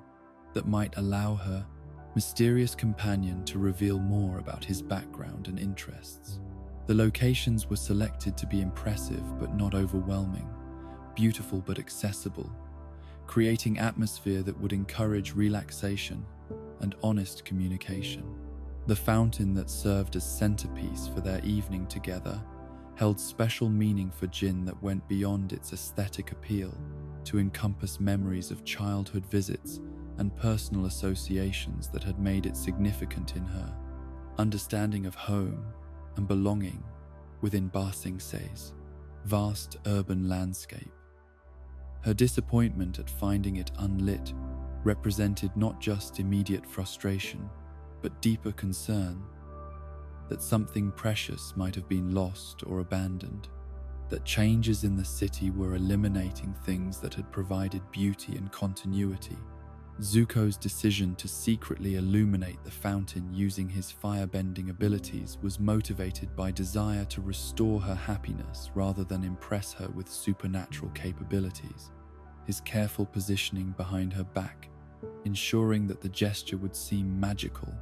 rather than revealing his elemental abilities and Fire Nation identity that would have destroyed any possibility of continued relationship. The technique required precise control and timing that demonstrated how much his skills had improved during months of practice and necessity. Jin's delight at the fountain's unexpected illumination was genuine and infectious. Her joy at witnessing what she interpreted as miraculous restoration of something beautiful, creating a moment of shared wonder that transcended the deception necessary to maintain Zuko's anonymity while providing a glimpse of happiness that seemed possible despite complications of their respective circumstances. The moment was perfect in ways that careful planning could never have achieved. Spontaneous magic emerging from intersection of need and capability. The kiss that followed was natural conclusion to evening that had progressed beyond formal social interaction to encompass genuine emotional connection based on compatibility and mutual attraction that had developed despite barriers created by necessary deception about identity and background. Jin's initiative in creating this moment of intimacy reflected confidence and emotional honesty that Zuko found both attractive and intimidating, her directness contrasting sharply with palace relationships that had been constrained by protocol and calculation. But Zuko's withdrawal from the kiss and his declaration that the situation was complicated reflected internal conflict between growing affection for Jin and continued loyalty to Mai, whose memory had been strengthened rather than diminished by time and distance, making new romantic attachment feel like betrayal rather than natural progression toward healing and happiness. The complication was both practical and emotional, involving considerations that Jin could not understand without knowledge of his true identity and existing obligations. The flight from intimacy that followed was cowardly but understandable. Zuko's inability to explain his reluctance without revealing information that would have endangered both their safety, making honest communication impossible, while his emotional confusion about competing loyalties and desires made continued interaction feel unfair to Jin, who deserved clarity and commitment that he was not prepared to provide under their current circumstances. The retreat was painful, but seemed necessary to prevent greater hurt. The conversation with Uncle Iroh upon his return home revealed that his evening had been successful in ways that went beyond simple entertainment to encompass genuine human connection that had reminded him of possibilities for happiness and normalcy that existed alongside their continuing responsibilities and unresolved conflicts with their past. The admission that he had enjoyed himself was significant progress toward accepting their current circumstances as potentially permanent, rather than temporary hardship to be endured until restoration became possible. But the revelation that his thoughts had remained focused on Mai throughout the evening demonstrated how completely his emotional life was still anchored in Fire Nation relationships and obligations that might never be resolved satisfactorily. His inability to embrace new possibilities, being constrained by loyalty to connections that distance and circumstances had made practically impossible to maintain or develop. The comparison was both touching and tragic, showing how love could become obstacle to healing when circumstances made reunion impossible. The discovery that Avatar Aang was present within Ba Sing Se created crisis that threatened to destroy the peaceful existence that had been so carefully constructed through months of patient work and gradual integration into Earth Kingdom society. The proximity of his original quarry reawakening obsessions and obligations that had seemed dormant during their period of apparent contentment. The information came through sources that could not be ignored or dismissed, creating pressure for action that seemed to contradict everything they had learned about finding satisfaction through peaceful pursuits. The internal struggle that followed pitted newly discovered appreciation for simple happiness against deeply ingrained sense of duty and destiny that had been temporarily suppressed but never truly abandoned. His understanding that capturing the Avatar might provide path home to Fire Nation, creating temptation that was difficult to resist, despite recognition of how completely such action would destroy relationships and identity that had been developing through honest work and gradual healing. The choice seemed to require sacrifice of one set of values for another, the donning of the blue spirit mask for what would prove to be the final time-represented attempt to reconcile competing obligations by utilizing methods that might allow completion of his mission without completely abandoning moral principles that had been developing through exposure to ordinary people whose lives were shaped by war's consequences rather than its supposed glories. The disguise offered possibility of action without full commitment to previous identity and its associated cruelties. But Uncle Iroh's intervention and the crucial conversation that followed forced confrontation with fundamental questions about identity and purpose that could not be resolved through compromise or tactical maneuvering. His uncle's direct challenge to find his own destiny, rather than accepting one imposed by others, creating opportunity for growth that required courage to abandon familiar patterns in favor of unknown possibilities. The guidance was loving but demanding, requiring choice between safety and authenticity. The advice to look inward and ask fundamental questions about personal desires rather than inherited obligations was simultaneously simple and revolutionary, requiring abandonment of external validation in favor of internal compass that had been developing through experience, but had never been trusted as legitimate source of guidance for major life decisions. The questions were basic but profound. Who was he when stripped of titles and expectations? And what did he actually want, rather than what others expected him to pursue. The realization that his uncle was correct about the need to choose authentic path rather than continuing to follow directions imposed by people whose interests might not align with his own welfare and happiness created a moment of clarity that felt simultaneously liberating and terrifying. Freedom from external control, carrying with it responsibility for consequences that could no longer be blamed on obedience to authority or family loyalty. The decision that followed was both ending and beginning. The choice to free Appa rather than capture the Avatar represented complete reversal of priorities that had guided every major decision since his banishment. His recognition that causing suffering to innocent creature in service of personal advancement violated moral principles that had been developing through observation and reflection during months of exile and gradual integration into a community that valued character over status. The action was definitive rejection of his previous approach to honor and success. The throwing of the blue spirit mask into Lake Laogai was symbolic conclusion to chapter of his life that had been defined by attempts to reconcile irreconcilable positions. His recognition that authentic existence required abandonment of deception and compromise in favor of choices that reflected genuine values rather than strategic calculation. The mask sinking into dark water represented burial of identity that had never been sustainable or satisfying, despite its temporary usefulness. The physical and spiritual illness that followed this moral transformation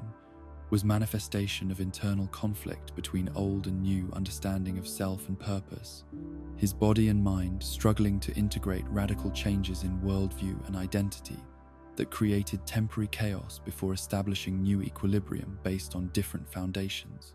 The metamorphosis was painful but necessary, psychological molting that allowed emergence of personality that had been suppressed by external expectations and inherited obligations. Uncle Iroh's joy at witnessing his nephew's emergence from this spiritual crisis was profound and visible. His recognition that the young man was finally becoming an authentic version of himself, rather than distorted reflection of other people's desires and fears, creating happiness that had been building throughout their exile as he watched gradual development of character and wisdom that he had always believed were possible, but had been prevented by circumstances and psychological pressures. The happiness that characterized Zuko during this period was qualitatively different from any satisfaction he had experienced during his previous existence, based on internal alignment rather than external achievement, on authentic relationships rather than political maneuvering, on contribution to community welfare rather than pursuit of personal advancement through methods that required causing harm to others, or compromising fundamental values that had been developing through experience and reflection. But this period of peace and contentment was destined to be brief, as forces beyond their control were converging to create situations that would test their commitment to new identities and values, while forcing choices that would determine whether their transformation had been genuine and permanent, or merely temporary adaptation to circumstances that could be abandoned when different pressures and opportunities arose to challenge their resolve and commitment to principles that had seemed so clear during their moment of moral awakening. The trap that Azula had prepared was perfect in its exploitation of their genuine love for each other and their desire to protect those they cared about from harm. Her understanding of family psychology, allowing her to create situations where heroic instincts would lead them into danger that careful planning might have avoided if emotional considerations had not overridden rational assessment of probability and risk. The manipulation was masterful and cruel, designed to exploit virtue rather than vice while achieving strategic objectives through psychological rather than physical force. The crystal catacombs beneath Ba Sing Se stretched through darkness that seemed to swallow sound and light with equal hunger. their geometric formations creating cathedral spaces that had been carved by earthbending masters whose techniques had transcended mere utility to achieve something approaching sacred architecture, though the purposes these chambers had originally served remained mysterious to those who now found themselves trapped within their glittering confines. The walls themselves seemed alive with reflected illumination from countless faceted surfaces that caught and multiplied the dim lighting provided by scattered torches, creating atmosphere that was simultaneously beautiful and ominous, like being imprisoned within the heart of some enormous jewel whose value could only be appreciated by those who would never be permitted to possess it. Princess Azula's trap had been months in preparation, her intelligence network having tracked her brother and uncle's movements through Ba Sing Se,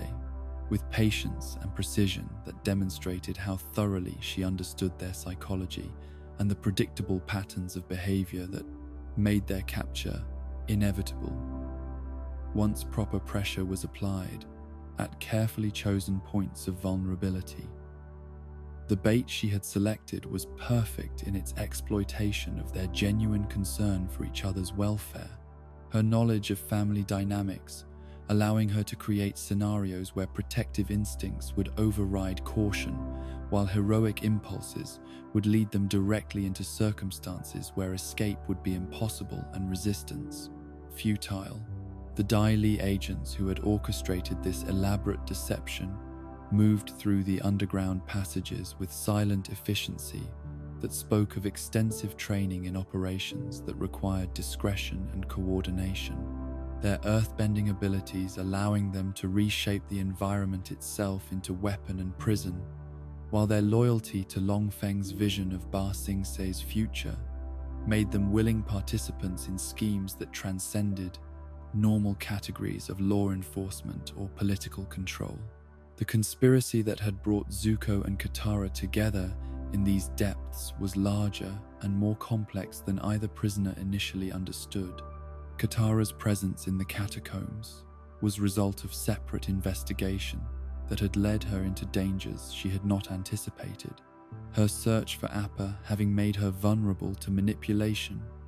by forces that understood how to exploit her determination and compassion while using her concern for others as pathway to betrayal and capture. The waterbender's situation was precarious in ways that went beyond immediate physical threat to encompass psychological warfare that targeted her deepest fears and insecurities about her ability to protect those she loved from harm. The initial hostility between the two prisoners was natural and predictable,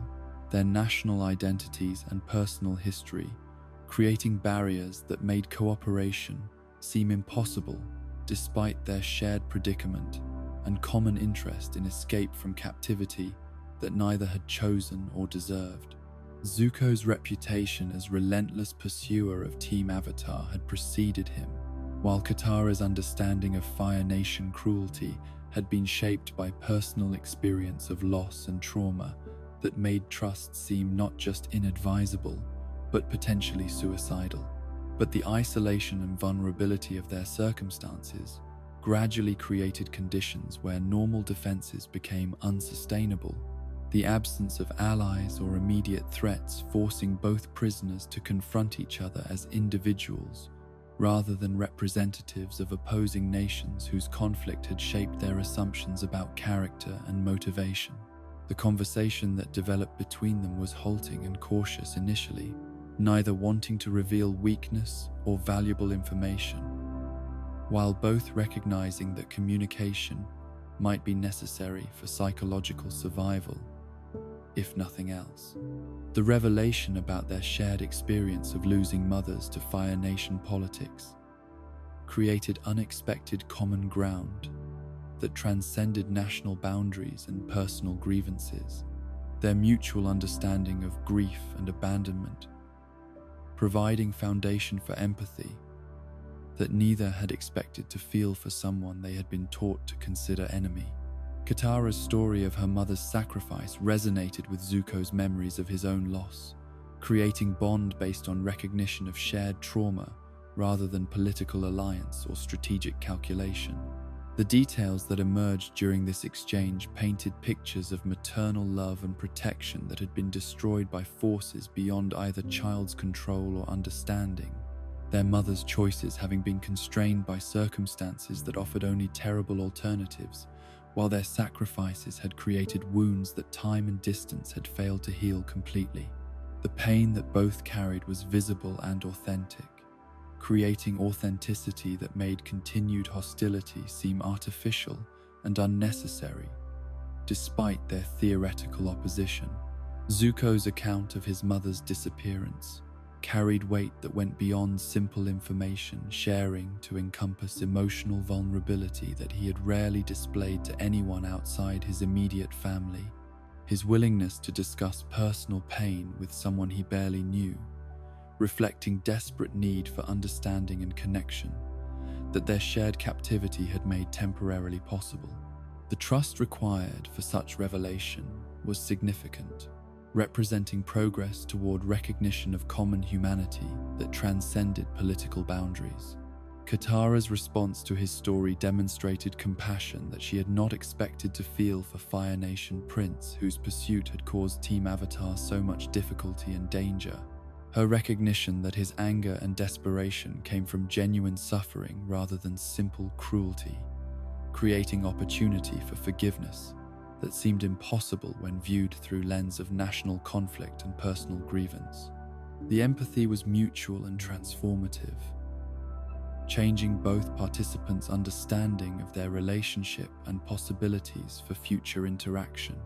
The spirit water that Katara possessed represented hope for healing that went beyond immediate physical concerns to encompass psychological and spiritual restoration that might address wounds that conventional medicine could never touch. Her offer to attempt healing of Zuko's scar, reflecting trust and generosity that required abandoning fear and suspicion in favor of faith in redemption and possibility for positive change. The gesture was risky but genuine, motivated by desire to help rather than strategic calculation about future advantages. The moment when Katara reached towards Zuko's scar with healing water glowing in her hands was charged with possibility that neither had dared to hope for during their years of conflict and misunderstanding. The physical proximity required for such healing, creating intimacy that transcended their previous relationship, while the spiritual significance of attempting to reverse his father's cruelty represented symbolic restoration that could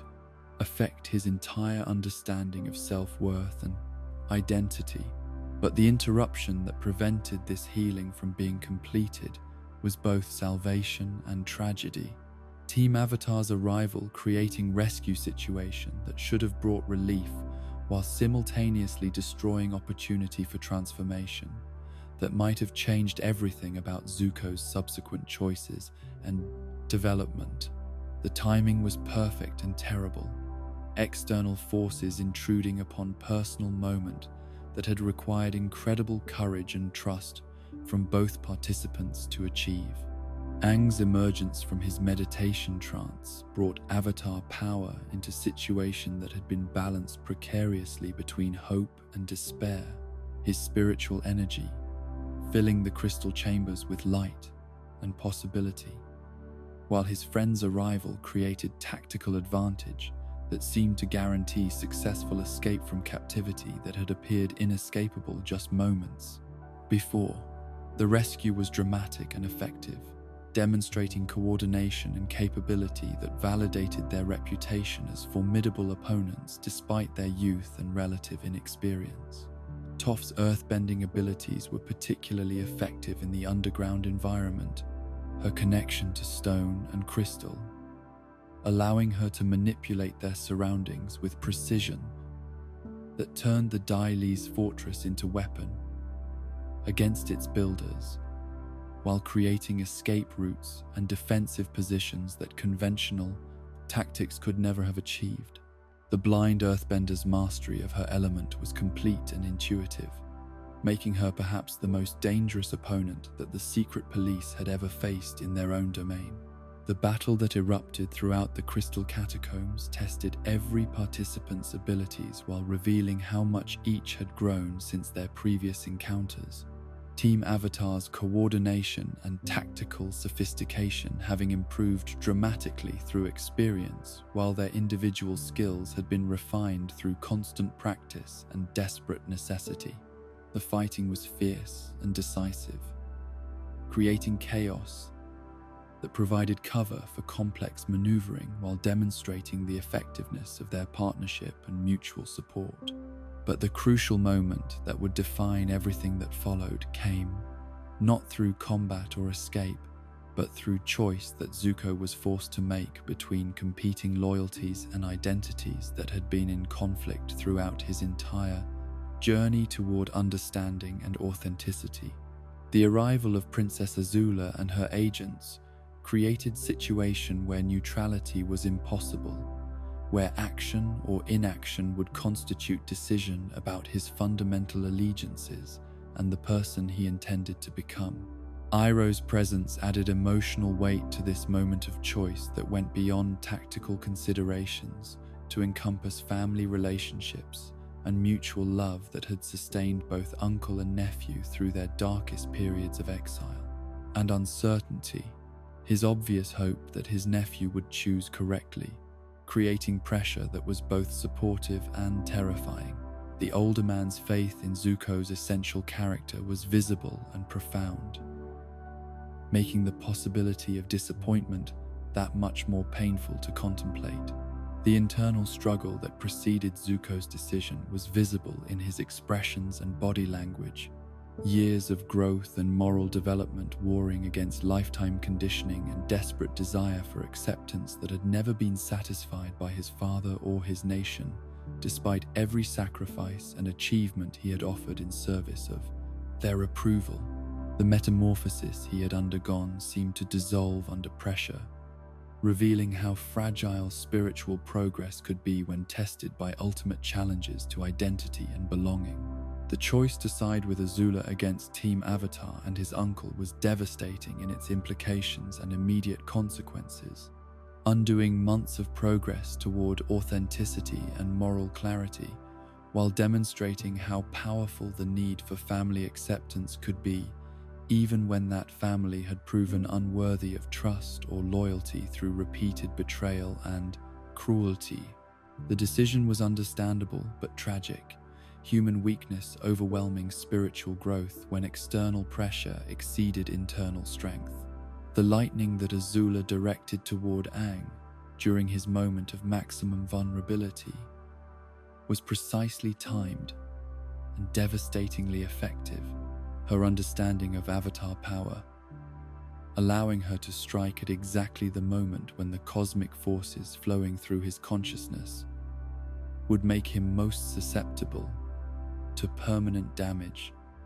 that could end the Avatar cycle forever. The attack was both tactically brilliant and morally horrifying, demonstrating how intelligence could be perverted into instrument of ultimate destruction when guided by cruelty rather than wisdom. Iroh's fury at witnessing his nephew's betrayal and the near destruction of the Avatar was terrible and magnificent, his fire-bending abilities enhanced by righteous anger, while his tactical experience allowed him to create defensive positions that enabled Katara to escape with Aang's unconscious form, despite being vastly outnumbered by enemies whose form, coordination, and skills were formidable. The Dragon of the West's reputation was earned through exactly such moments of decisive action under impossible odds. The successful escape that followed was purchased at enormous cost,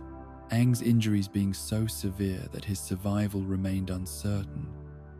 while the Avatar state that had been building toward full manifestation was traumatically severed in ways that might prove irreversible, even if physical healing could be achieved. Katara's use of spirit water to preserve his life was successful but incomplete, leaving fundamental questions about his future capabilities and the continuity of the Avatar cycle unanswered. Zuko's role in enabling this near catastrophe created guilt and self-recrimination that would influence every subsequent decision, His recognition that his choice had nearly resulted in permanent damage to the world's spiritual balance, making his moment of apparent victory feel hollow and meaningless. The acceptance he had gained from his sister and father through betrayal of everything good in his character was exactly what he had thought he wanted. But the reality proved far different from his expectations. The imprisonment of Uncle Iroh that resulted from the battle's aftermath was perhaps the most painful consequence of Zuko's choice. Seeing someone who had sacrificed everything for his welfare being treated as common criminal, while his own complicity in these events made intervention impossible without revealing the full extent of his betrayal and moral compromise. The guilt was overwhelming and constant, poisoning whatever satisfaction he might have derived from his restored status. The journey back to the Fire Nation that followed was conducted in an atmosphere of triumph and celebration that felt increasingly artificial and hollow as Zuko processed the implications of what had occurred and what his choices had cost, both personally and in terms of larger consequences for the world's future. The hero's welcome that awaited him was exactly what he had dreamed of during his years of exile, but the reality of achieving it through betrayal made victory feel like defeat.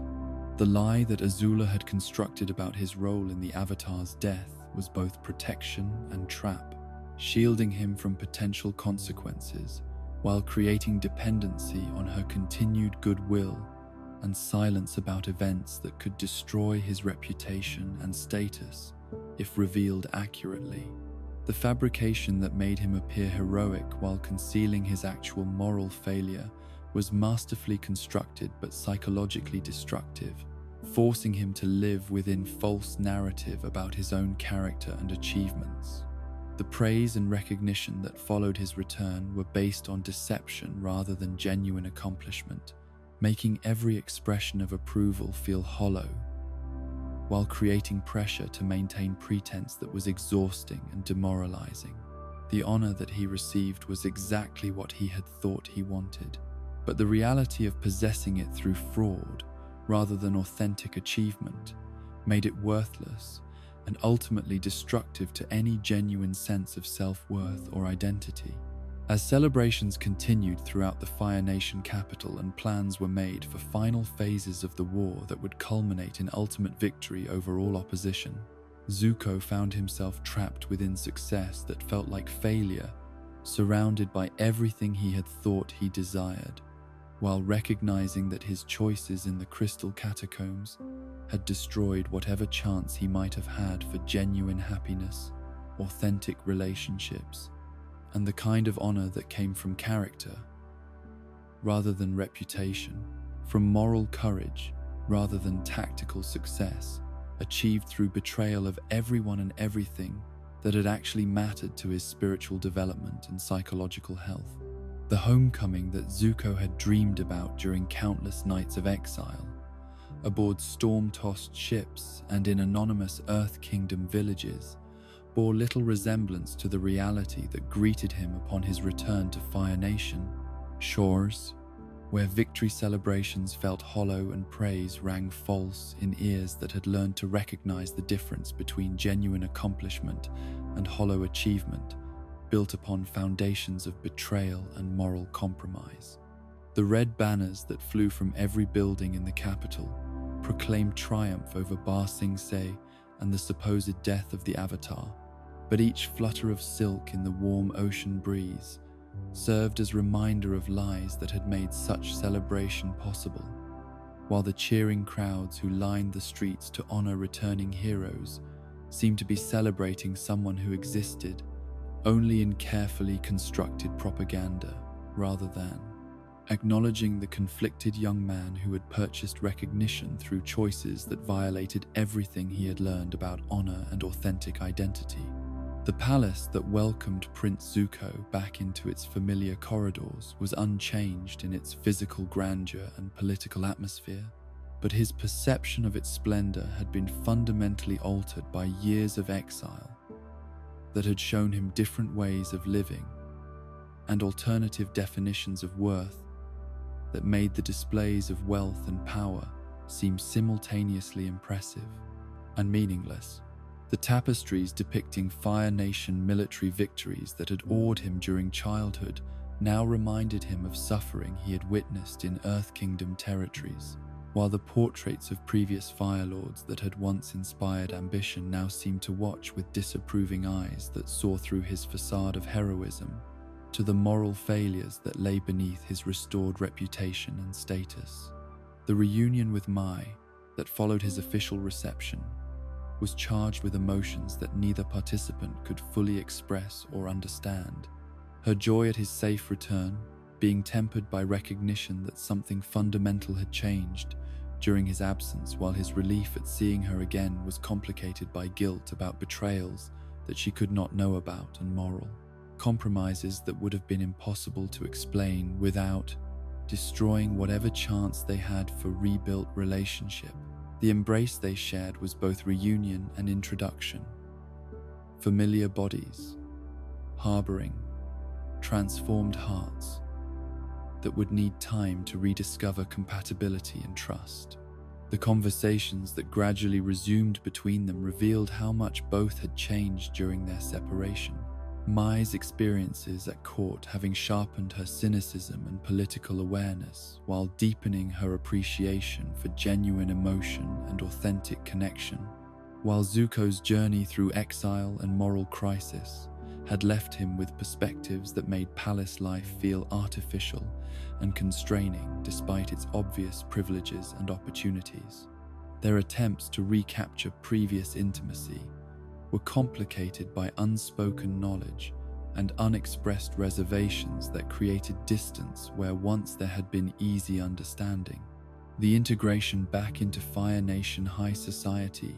required constant performance and careful management of information that threatened to overwhelm someone whose recent experiences had emphasized authenticity over diplomacy, genuine relationship over political maneuvering, and moral clarity over strategic advantage. Every conversation carried potential for exposure or misunderstanding, while every social gathering created opportunities for mistakes that could unravel carefully constructed narratives about his heroism and dedication to Fire Nation victory in their century-long war against the other nations. Prince Ozai's increased attention and approval, following his son's supposed triumph, represented everything that Zuko had thought he wanted during the darkest periods of his banishment: paternal recognition and inclusion in important decisions, providing validation that had seemed permanently beyond reach just months before.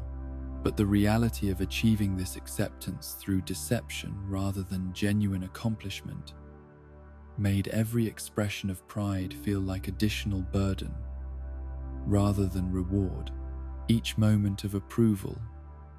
serving as reminder of how thoroughly his moral foundation had been compromised in service of desires that proved far less satisfying than anticipated. The war meetings that he was now permitted to attend provided insight into Fire Nation's strategic thinking and long-term planning that revealed the scope of ambitions that extended far beyond simple military victory to encompass complete cultural domination and permanent subjugation of peoples, whose resistance had been interpreted as evidence of inherent inferiority rather than legitimate opposition to foreign occupation and political control. The casual discussion of civilian casualties and resource extraction demonstrated moral blindness that Zuko found increasingly difficult to tolerate despite his official position as supporter and beneficiary of these policies. The beach vacation to Ember Island that was arranged to celebrate their recent successes brought together the core group of Fire Nation nobility's younger generation in setting that should have provided relaxation and enjoyment, but instead became crucible for psychological pressures that had been building since Zuko's return. The familiar location triggering memories of childhood innocence that contrasted painfully with present circumstances and moral complexities that made simple happiness seem impossible or inappropriate.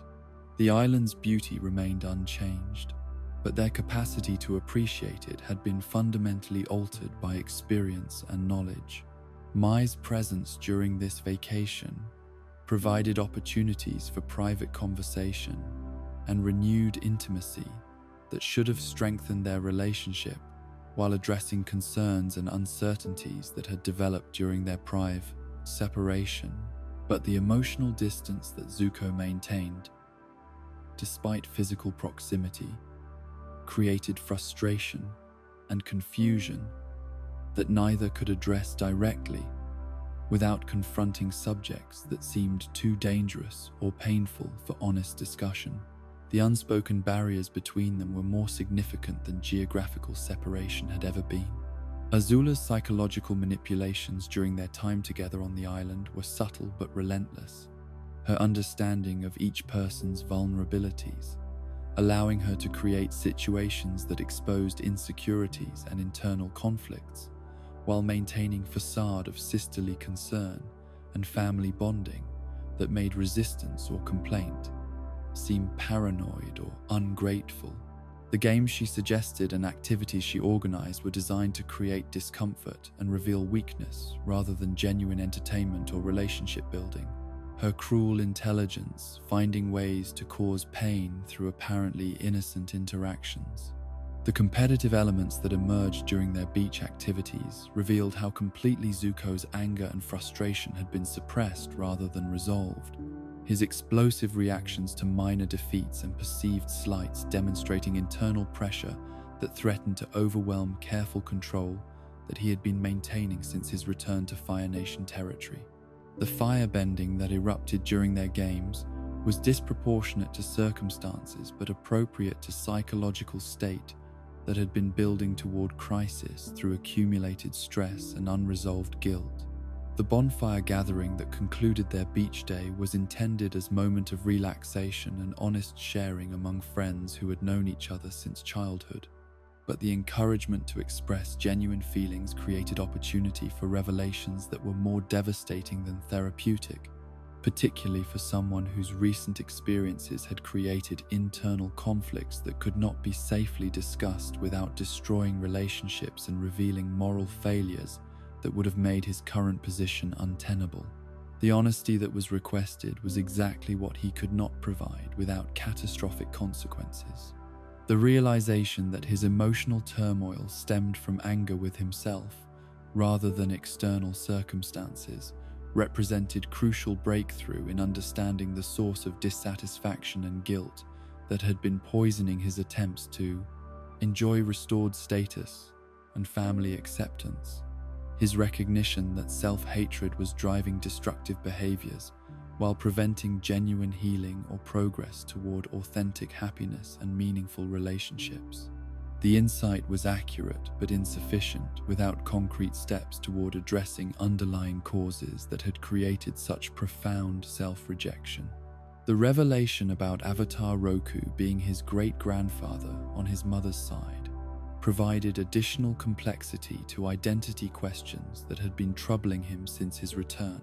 The discovery that his family heritage included direct connection to previous Avatar creating moral obligations and spiritual significance that transcended political loyalties while suggesting possibilities for understanding his role in larger cosmic patterns that might guide future decisions. The information was both burden and opportunity, additional responsibility that also offered potential path toward redemption. The genealogical implications of this discovery forced reconsideration of everything he thought he understood about his identity and destiny. The recognition that Avatar blood flowed through his veins, creating questions about whether his current allegiances were betrayals of spiritual inheritance as well as moral principles. Whether his family's war against the other nations was violation of cosmic balance that he was obligated to oppose rather than support. Regardless of personal consequences or family expectations that had shaped his previous understanding of duty and honor, Uncle Iroh's imprisonment provided constant reminder of costs associated with his choice to betray Team Avatar and support Azula's schemes. The knowledge that someone who had sacrificed everything for his welfare was suffering consequences of decisions that he had made, creating guilt that poisoned every moment of apparent success or happiness. The visits he made to the prison were painful exercises in self-torture that provided no resolution while reinforcing awareness of moral failures that seemed impossible to address or repair. The conversations during these prison visits revealed how completely their relationship had been damaged by his betrayal. Iroh's disappointment being expressed through withdrawal and philosophical distance rather than direct accusation or emotional confrontation. His refusal to engage with his nephew's attempts at explanation or justification, demonstrating hurt that went beyond simple disagreement to encompass profound disillusionment about character and moral development that he had believed was occurring throughout their years of shared exile and gradual healing. The advice that Iroh did offer during their brief interactions was cryptic and challenging, designed to promote self-reflection and moral awakening, rather than providing comfort or easy solutions to psychological distress that had been created through choices that required acknowledgement and repentance before healing could begin. The older man's wisdom remained available, but was no longer freely given, requiring demonstration of genuine commitment to positive change before full reconciliation could be considered possible. The Day of Black Sun that had been planned by invasion forces representing Water Tribe and Earth Kingdom resistance created deadline for decision-making that had been gradually building since Zuko's return. The approaching eclipse that would temporarily eliminate firebending abilities throughout Fire Nation territory, providing opportunity for reflection and choice that could not be postponed indefinitely without consequences that would extend far beyond personal psychological comfort to encompass global, political, and spiritual implications that demanded action rather than continued internal debate. The eclipse itself brought supernatural atmosphere that seemed to encourage honesty and authentic expression rather than continued performance and careful management of information. The temporary absence of fire-bending abilities, creating equality between Fire Nation citizens and their enemies,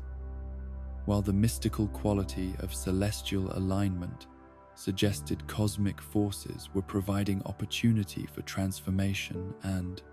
moral awakening that might not be available under normal circumstances. The confrontation with Fire Lord Ozai that Zuko had been unconsciously preparing for since his return finally erupted during the chaos and confusion created by invasion forces. Their private meeting in the underground bunker, providing first opportunity for completely honest conversation about their relationship and mutual expectations, without interference from court protocol or public observation that had constrained previous interactions between father and son throughout years of disappointment and attempted reconciliation. The speech that Zuko delivered during this confrontation represented culmination of moral development that had been building throughout his journey from banished prince to reluctant hero. His willingness to challenge paternal authority and reject family expectations, demonstrating growth that had occurred despite setbacks and betrayals, spiritual progress that had continued even when conscious decisions seemed to contradict everything he had learned about compassion and authentic identity during his time among common people and enemy territories. The revelation about the Avatar's survival that Zuko provided during this confrontation served multiple purposes simultaneously,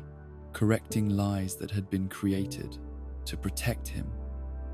while acknowledging moral failures that had contributed to current crisis, accepting responsibility for choices that had served neither his own authentic development nor larger causes of justice and spiritual balance, that he was finally prepared to embrace, regardless of personal consequences or family reactions that would inevitably follow such honesty. The lightning that Fire Lord Ozai directed toward his son in response to this defiance was both predictable consequence of challenging absolute authority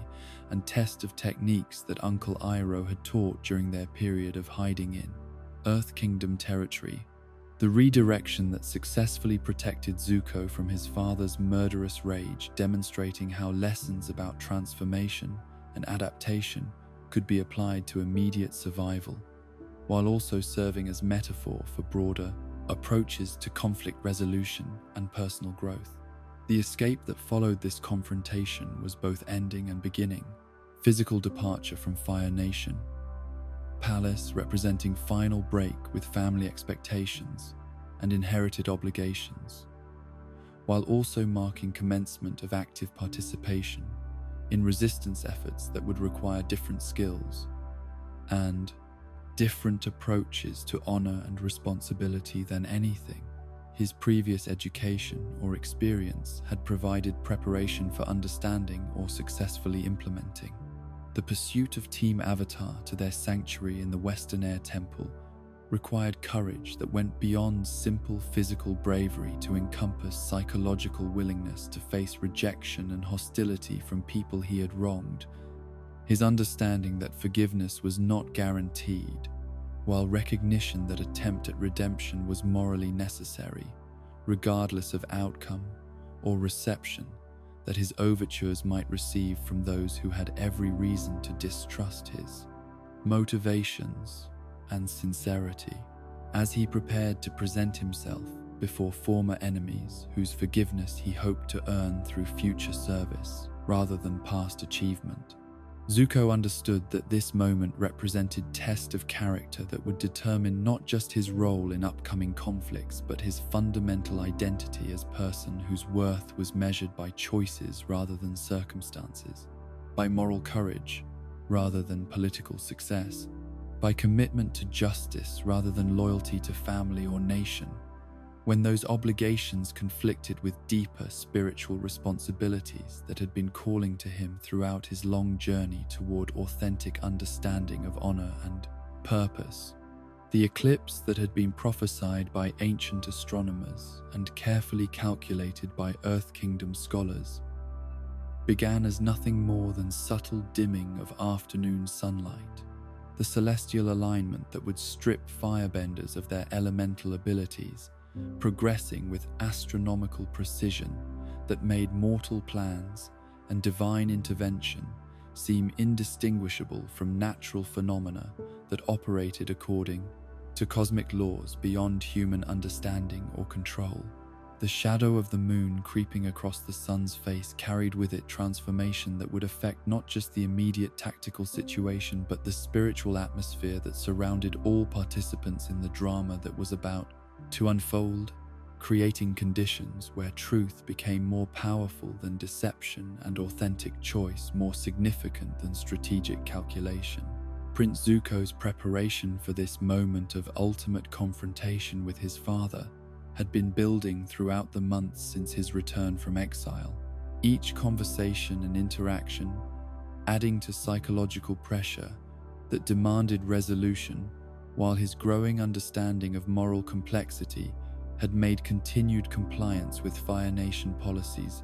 feel like betrayal of everything he had learned about justice and compassion during his journey.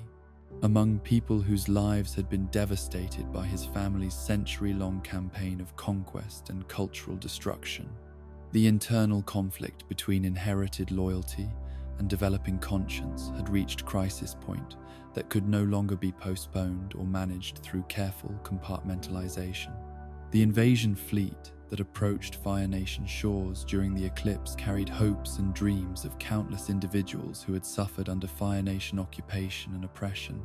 Their coordinated assault, representing unprecedented cooperation between Water Tribe and Earth Kingdom forces,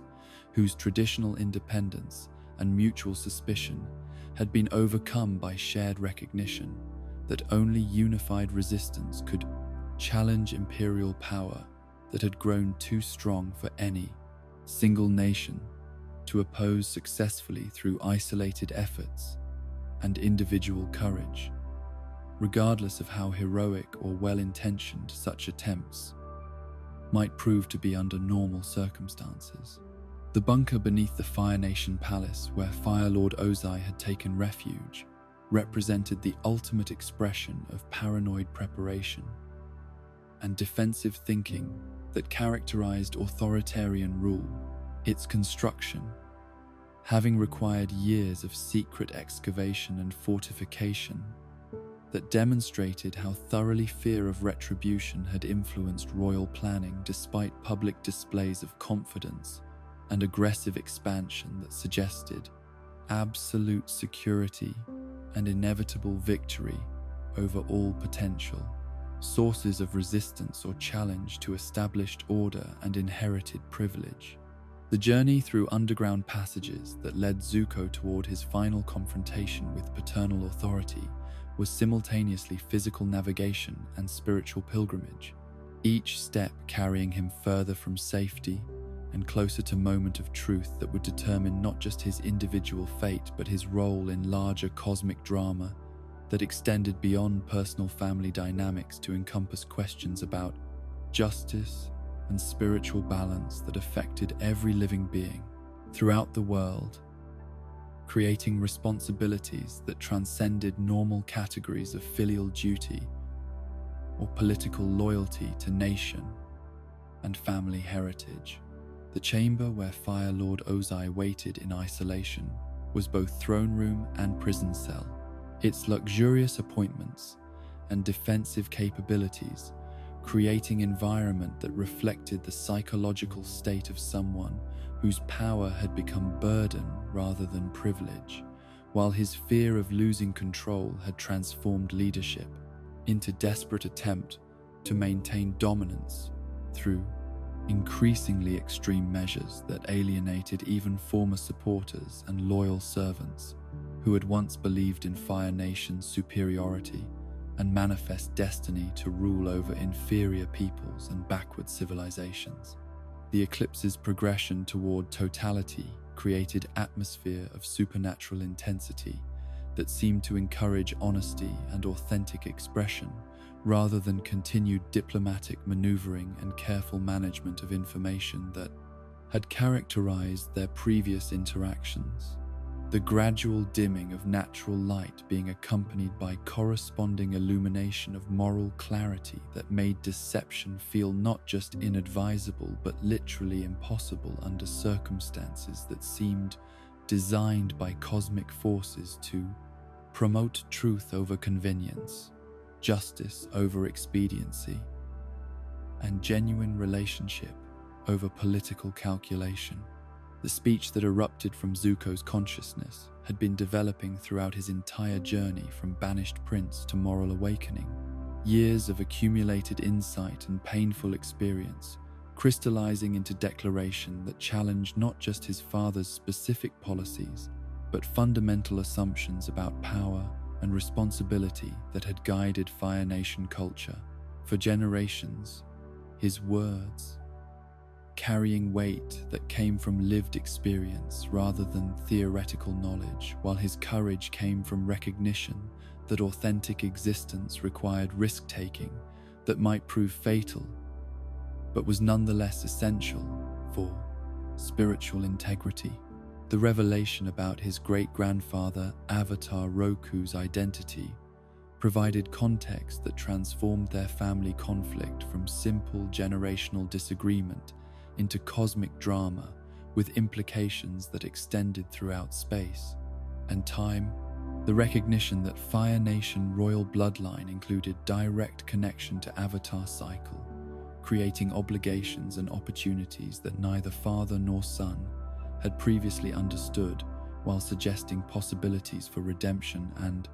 healing that transcended normal categories of political alliance or national loyalty that had seemed permanent and unchangeable. The acknowledgement of the Avatar's continued existence served multiple purposes simultaneously, correcting lies that had been constructed to protect Zuko's reputation while accepting responsibility for moral failures that had contributed to current crisis, demonstrating commitment to truth that prioritized spiritual integrity over personal safety or family harmony, when those values came into direct conflict with each other, under circumstances that demanded choice between competing loyalties and irreconcilable obligations that could not be satisfied. Through compromise or diplomatic maneuvering, the discussion of Fire Nation war crimes and systematic oppression that followed challenged everything that Fire Lord Ozai believed about his nation's righteous mission and civilizing influence upon backward peoples who required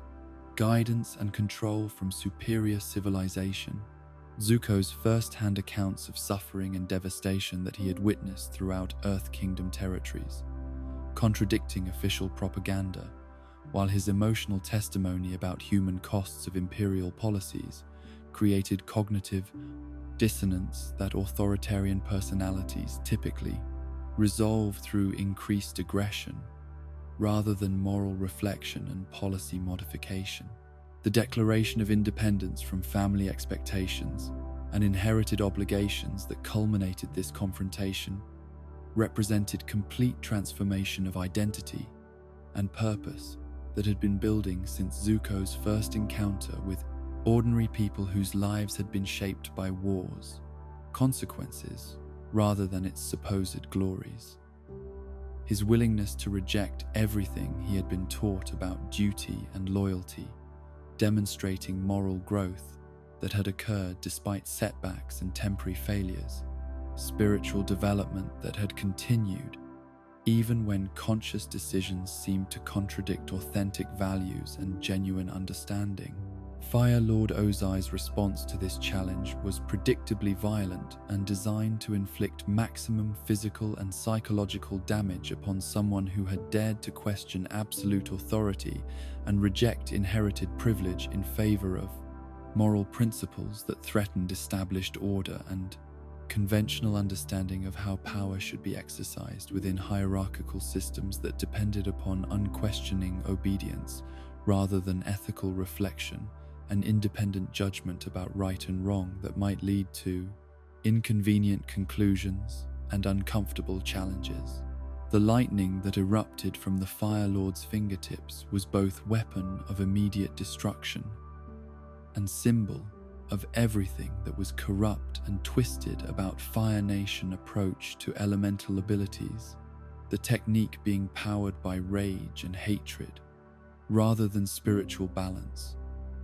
while its application demonstrated complete abandonment of any pretense about paternal affection or family bonds that might have constrained violence under different circumstances or with different personalities involved in this ultimate test of character and moral commitment. But the redirection that Zuko accomplished through techniques that Uncle Iroh had taught during their period of hiding in Earth Kingdom territory represented triumph of wisdom over raw power, while demonstrating how lessons about transformation and adaptation could be applied to immediate survival situations. His successful defense against lethal attack, proving that spiritual development and technical training could provide protection that political status or family connections could never guarantee when fundamental conflicts arose between competing value systems and irreconcilable worldviews. The lightning that returned to strike its source carried symbolic significance that extended beyond immediate tactical success to encompass broader themes about karma and cosmic justice. The energy that had been intended to destroy someone who chose moral courage over family loyalty, being transformed through proper technique into force that neutralized aggression, while demonstrating how violence could be redirected rather than simply absorbed or returned with equal destructiveness, creating possibilities for conflict resolution that transcended normal categories of victory and defeat. The escape that followed this confrontation required every skill that Zuko had developed during years of exile and moral education. His flight through palace corridors that had once been familiar territory now representing journey through hostile environment where former servants and guards had become enemies whose loyalty to established authority made them dangerous. obstacles to someone who had chosen rebellion over compliance, with unjust orders and immoral expectations that violated basic human dignity and spiritual principles. The discovery that Uncle Iroh had escaped from his prison cell through his own efforts rather than requiring external rescue demonstrated how completely the Dragon of the West had recovered from his period of grief and depression following his nephew's betrayal in Ba Sing Se. His renewed strength and determination, providing evidence that forgiveness and healing were possible even after devastating disappointment and profound moral failure, though such restoration required time and effort that could not be rushed or artificially accelerated through good intentions alone. The journey toward the Western Air Temple, where Team Avatar had established their sanctuary, represented pilgrimage toward redemption that would require different kinds of courage than anything Zuko had previously demonstrated. His understanding that acceptance was not guaranteed, while recognition that genuine attempt at atonement was morally necessary regardless of outcome or reception, that his overtures might receive from people who had every reason to distrust his motivations and question his sincerity based on their previous experiences with Fire Nation deception and betrayal. The flight aboard his war balloon through skies that had been made dangerous by invasion forces and defensive responses provided opportunity for reflection on choices that had led to this moment of ultimate transformation. His recognition that authentic identity required abandonment of inherited privilege and family expectations in favor of moral principles that transcended national boundaries and political loyalties to encompass universal human dignity and spiritual responsibility that connected all conscious beings, regardless of their cultural background or elemental abilities. The Western Air Temple that appeared through clouds and mountain mists had been carved into cliff faces that seemed to defy conventional understanding of architecture and engineering, the ancient structures hanging impossibly from rock walls, while their inverted design created optical illusions that made walking through their passages feel like journey through realm where normal physical laws had been suspended in favor of spiritual principles that prioritized harmony and balance over dominance and control, providing perfect setting for encounter that would test every aspect of character and commitment. The approach to Team Avatar's campsite required abandonment of all defensive weapons and protective equipment that might be interpreted as threatening gestures. Zuko's willingness to present himself in completely vulnerable state, demonstrating commitment to peaceful resolution, while his understanding that trust would need to be earned through actions rather than words created psychological preparation for rejection and hostility that he knew would be natural and justified responses to his previous behavior and current request for acceptance into group whose members had suffered because of his obsessive pursuit. The speech that he delivered to announce his intentions and request for opportunity to prove his sincerity was carefully prepared, but delivered with emotional authenticity that reflected genuine commitment to transformation and service. His acknowledgement of past failures and current understanding being combined with specific offers of assistance that demonstrated practical value he could provide, while his willingness to accept whatever consequences they deemed appropriate showed respect for their autonomy and recognition of harm that his previous choices had caused to individuals and their shared mission. The immediate rejection that followed was both expected and devastating. Their unanimous decision to refuse his offer, reflecting reasonable caution and justified anger, while their specific criticisms revealed how deeply his actions had affected each member of their group in personal ways that went beyond simple, tactical inconvenience to encompass psychological trauma and moral injury that would require time and proof to heal, if healing proved possible at all under circumstances that seemed designed to test limits of forgiveness and human capacity for redemption. But the intervention of Combustion Man's explosive attack created crisis situation that provided immediate opportunity for Zuko to demonstrate sincerity through action rather than words. His willingness to risk his life protecting people who had just rejected his overtures, showing commitment that transcended self-interest, while his effectiveness in defeating threat that had been pursuing them for months proved practical value of his alliance regardless of their personal feelings about his character or trustworthiness based on historical evidence and reasonable skepticism about motivation. The successful defense against this assassination attempt marked beginning of gradual acceptance that would develop through shared danger and mutual dependence rather than dramatic gesture of forgiveness. Their recognition that his firebending abilities and tactical knowledge could contribute to their survival, creating foundation for working relationship that might eventually evolve into genuine friendship if continued behavior demonstrated consistency between stated intentions and actual choices. When conflicts arose between personal interest and group welfare, or moral principles that they all claimed to share, as sunset painted the air temple's ancient stones in shades of gold and crimson that seemed appropriate for moment of transformation and new beginning, Zuko understood that his real journey toward redemption was only beginning. That acceptance into Team Avatar was merely first step in longer process of learning to live according to principles he had discovered through pain and failure. Wisdom that would need to be demonstrated through countless future decisions rather than single moment of heroic sacrifice or dramatic declaration of changed allegiance and reformed character.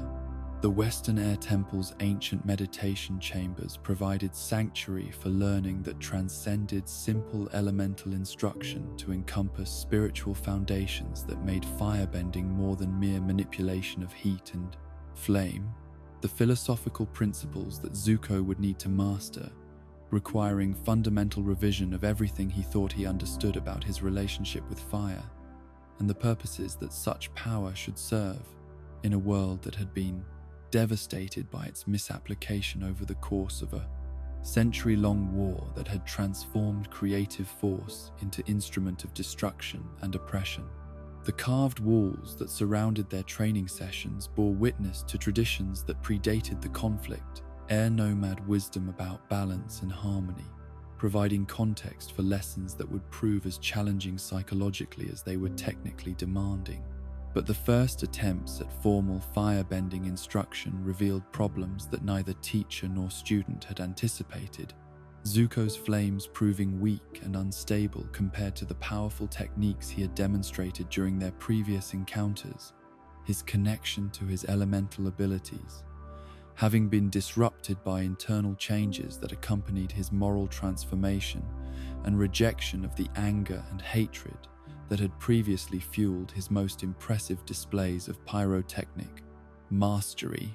The fire that emerged from his attempts at basic forms was pale and flickering, barely sufficient for warming tea, let alone the combat applications that their desperate circumstances would soon require. The psychological crisis that accompanied this diminishment of his firebending abilities was more devastating than simple tactical disadvantage, his identity having been so thoroughly connected to elemental mastery that weakness in this area felt like loss of essential self rather than temporary setback that could be overcome through patient practice and proper instruction.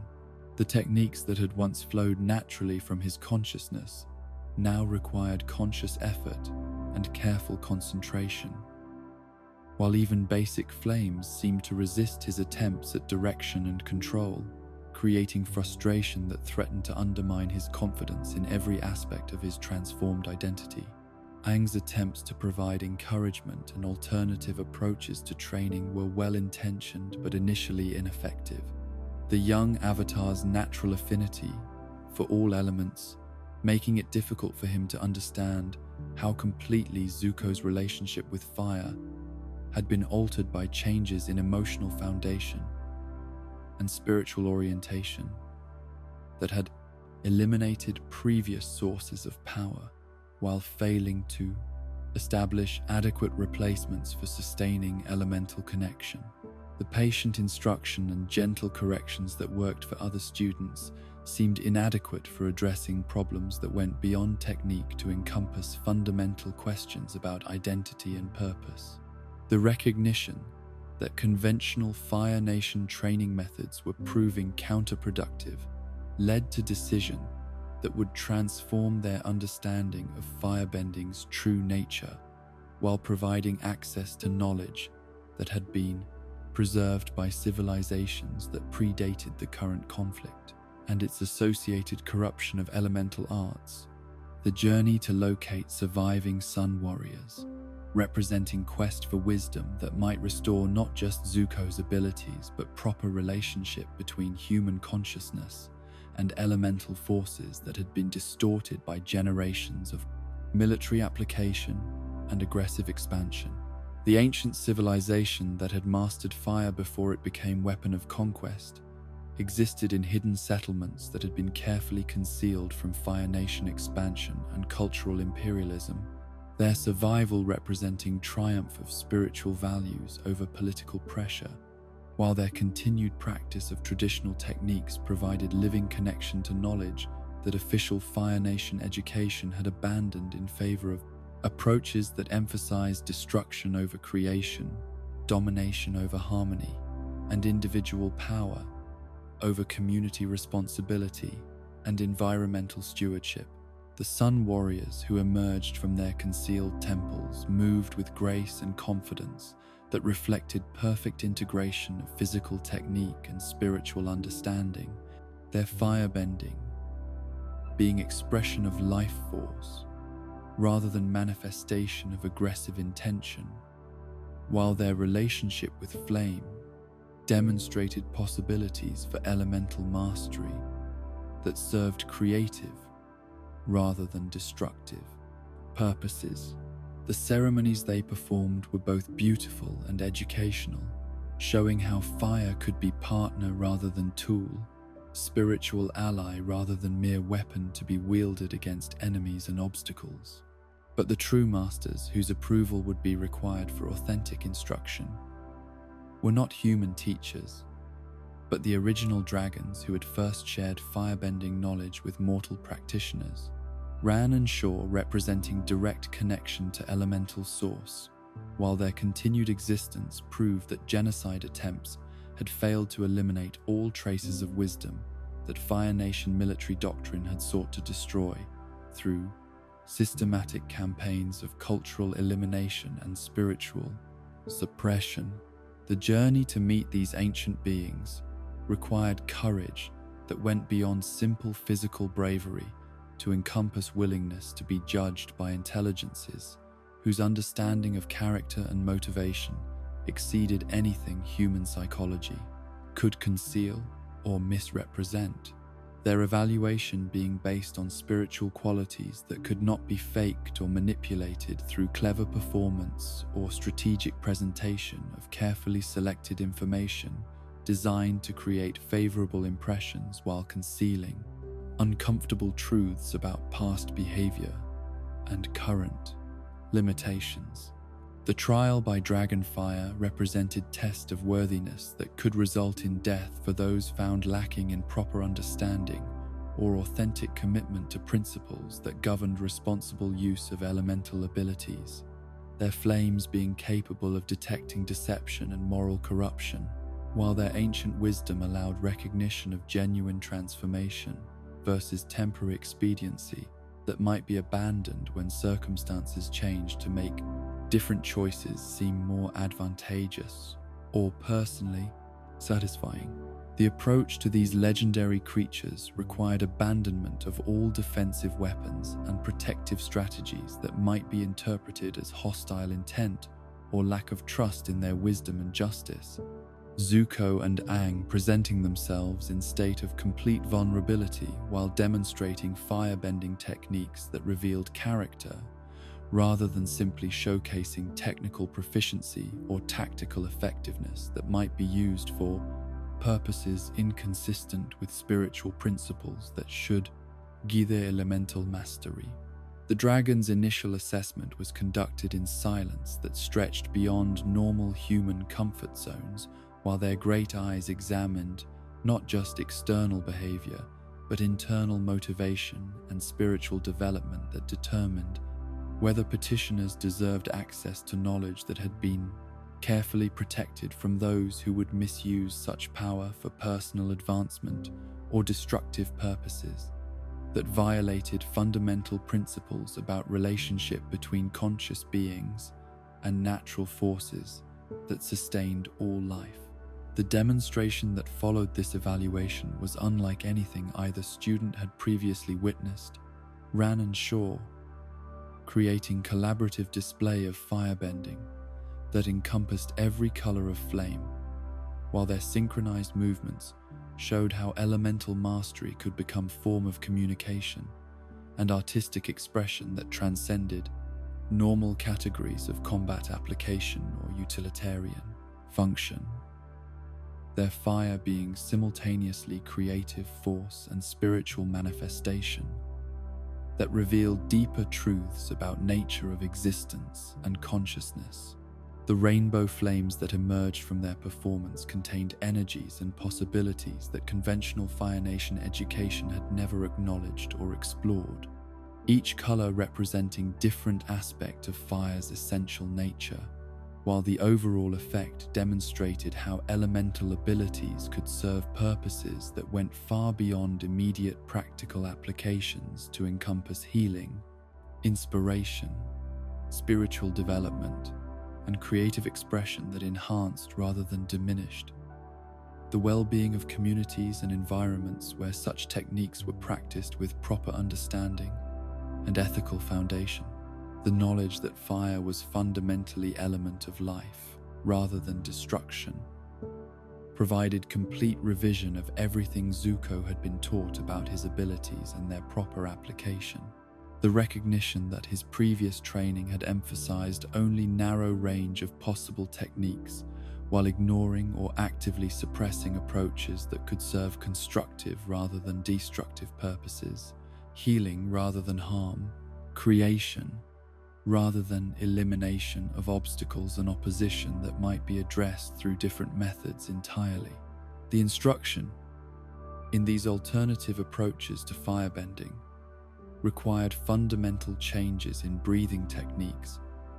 and mental preparation that emphasized spiritual balance rather than emotional intensity, proper relationship with elemental forces rather than domination over natural energies that were meant to be partners rather than servants in applications that served harmony rather than conquest, community welfare rather than individual advancement through methods that required causing suffering to others. The restoration of Zuko's firebending abilities through this new understanding was gradual but comprehensive, his flames returning with strength and stability that exceeded his previous capabilities, while incorporating qualities of warmth and creative energy that had been missing from techniques based solely on anger and aggressive intention. His fire becoming expression of renewed purpose rather than manifestation of internal conflict and unresolved psychological damage that had been driving his behavior throughout years of exile and moral confusion. The teaching sessions that followed these revelations were transformed from simple technical instruction into comprehensive education about responsibility and ethical application of power. Zuko's role as firebending master, requiring him to help Aang develop not just combat effectiveness, but proper understanding of spiritual principles that should guide Avatar's relationship with all elements, while ensuring that cosmic abilities were used in service of balance and justice, rather than personal preference or expedient solutions to complex problems. The field trip with Sokka to the Boiling Rock prison represented opportunity for Zuko to demonstrate practical value of his reformed character while addressing personal relationships that had been damaged by his previous choices. The rescue mission that would attempt to free Sokka's father and girlfriend, requiring skills and knowledge that only someone with intimate understanding of Fire Nation military operations could provide, making cooperation essential. Despite lingering doubts about trustworthiness and genuine commitment to their cause, the infiltration of the maximum security facility that housed the Fire Nation's most dangerous political prisoners tested every aspect of their partnership, while revealing how much Zuko had changed since his days as obsessive pursuer of Team Avatar. His willingness to risk his restored status and family connections for welfare of people he had once considered enemies, demonstrating transformation that went beyond simple change of political allegiance to encompass fundamental revision of moral priorities and personal values. The unexpected encounter with Mai during their escape attempt created emotional complexity that threatened to compromise their mission, while providing opportunity for resolution of romantic relationship that had been complicated by Zuko's journey toward authentic identity and moral awakening. Her presence in the prison creating both obstacle and motivation, while her ultimate choice to assist their escape, despite personal consequences, demonstrated that love could transcend political loyalty when properly understood and genuinely felt. The sacrifice that Mai made to ensure their successful departure from the Boiling Rock was both gift and burden. Her willingness to accept imprisonment and possible execution to protect someone who had left without explanation, creating guilt that would influence Zuko's understanding of relationships and responsibility, while also providing evidence that his transformation had been recognized and accepted by someone whose opinion mattered deeply, despite complications that circumstances had created. The journey with Katara to confront the man who had killed her mother represented different kind of test, requiring Zuko to support someone else's quest for closure and justice while demonstrating understanding of grief and trauma that came from his own experience of loss and abandonment, his role being supportive rather than central, while his insights about family damage and healing process provided perspective that proved valuable for someone struggling with similar psychological wounds. The tracking of Yon-Ra through Fire Nation territory required use of intelligence networks and investigative techniques that Zuko had developed during his years as royal prince with access to military resources. His knowledge of how Fire Nation bureaucracy functioned,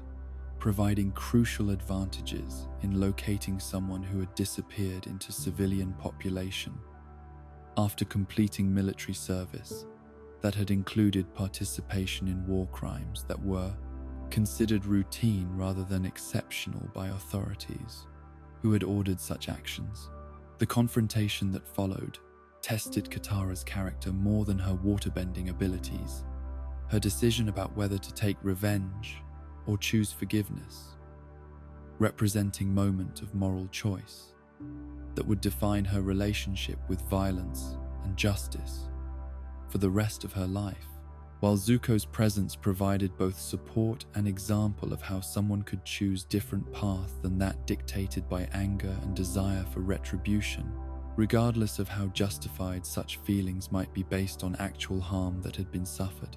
The resolution that emerged from this encounter demonstrated how healing could occur without requiring punishment of those who had caused suffering. Katara's choice to spare her mother's killer while refusing to forgive him, representing nuanced understanding of justice that acknowledged both harm that had been done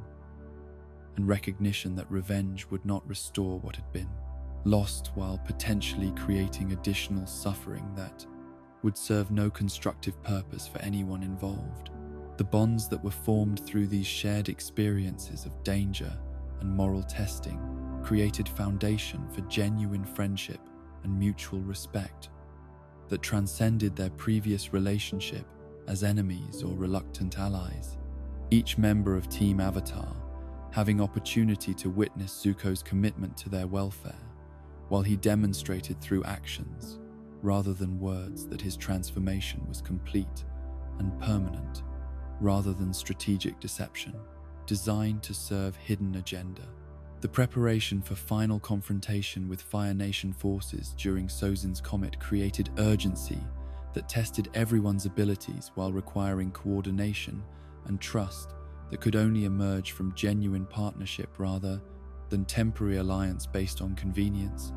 Their shared understanding of stakes involved making individual preferences secondary to collective success, while their confidence in each other's capabilities and character provided psychological foundation for a tempting mission that would determine fate of entire world. The decision to separate into smaller groups for different aspects of their final assault reflected strategic thinking that utilized each person's unique abilities and knowledge while minimizing risks that might result from keeping all their most valuable assets in single location where enemy action could eliminate their entire leadership structure through single successful attack. Their coordination, requiring communication and trust that had been built through months of shared experience and mutual support. As Sozin's Comet appeared in the sky above them, bringing enhanced firebending abilities that would make the coming battle more dangerous, while also providing opportunity for decisive action that could end the war permanently. Zuko understood that his journey from banished prince to trusted member of Team Avatar had prepared him for a role that no one else could fulfill. His unique background and reformed character, creating possibilities for success that required everything he had learned about honor, sacrifice, and the proper use of power in service of justice rather than personal advancement or family loyalty.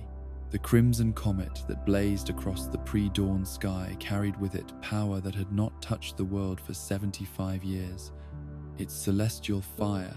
enhancing every flame that burned throughout Fire Nation territory while creating atmospheric conditions that made even the smallest sparks burn with intensity that transformed routine firebending into displays of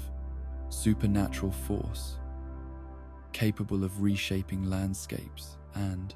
obliterating obstacles that would normally require sustained assault by multiple benders working in careful coordination.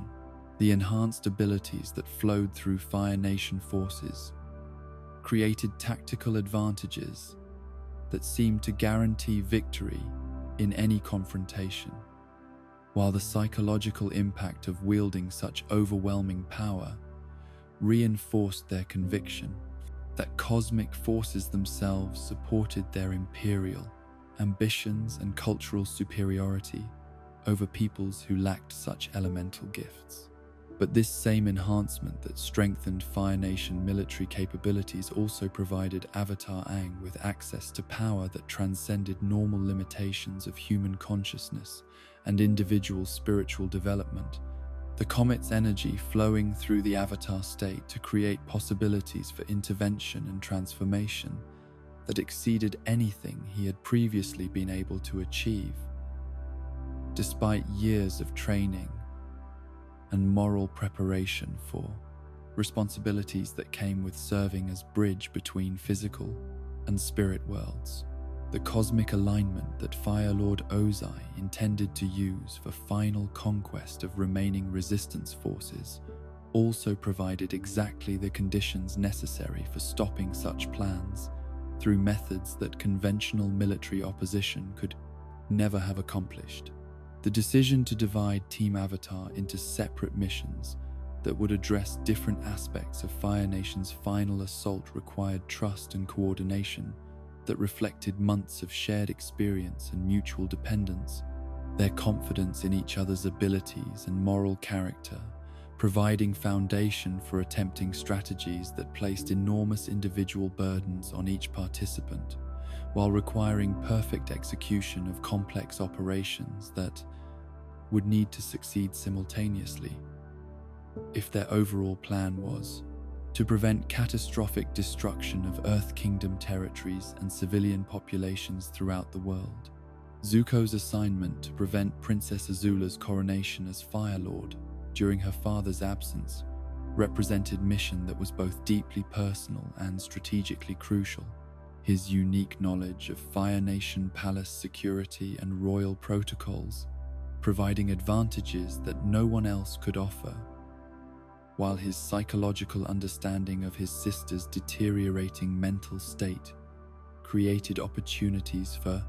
exploitation that required careful balance between tactical effectiveness and recognition of family obligations that had not been entirely severed despite years of conflict and mutual betrayal. The journey to the Fire Nation capital aboard Appa's broad back provided final opportunities for conversation and emotional preparation between Zuko and Katara, their partnership for this crucial mission,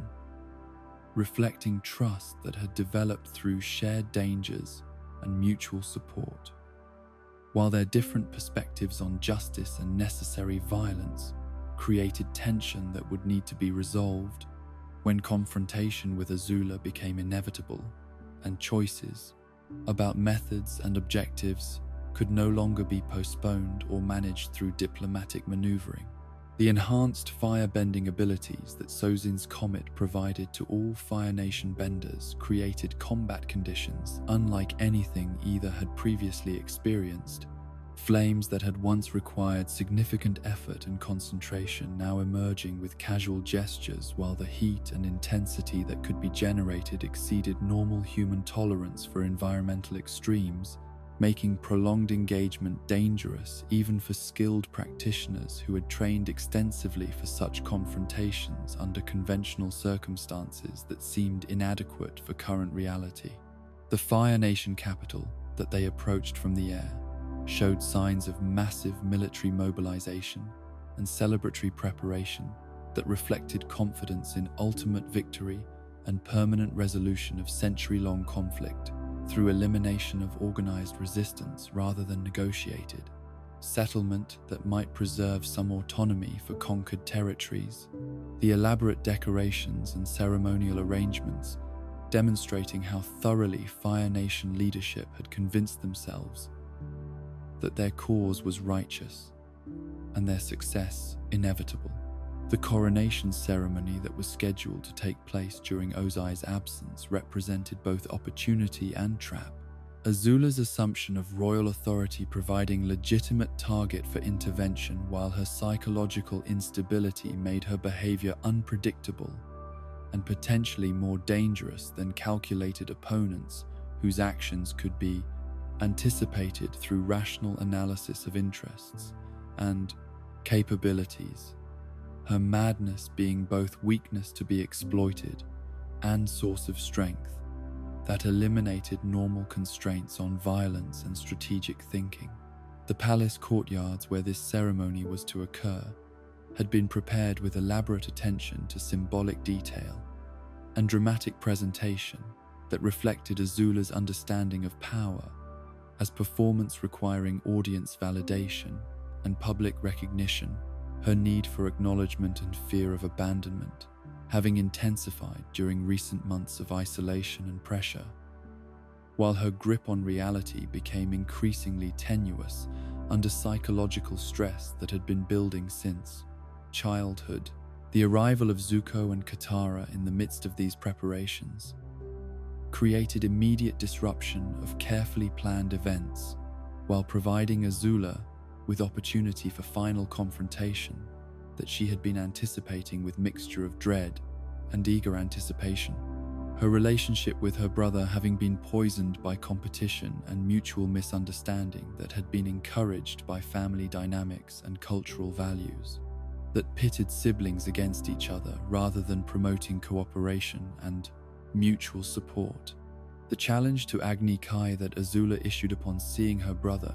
was both acknowledgement of his right to contest her succession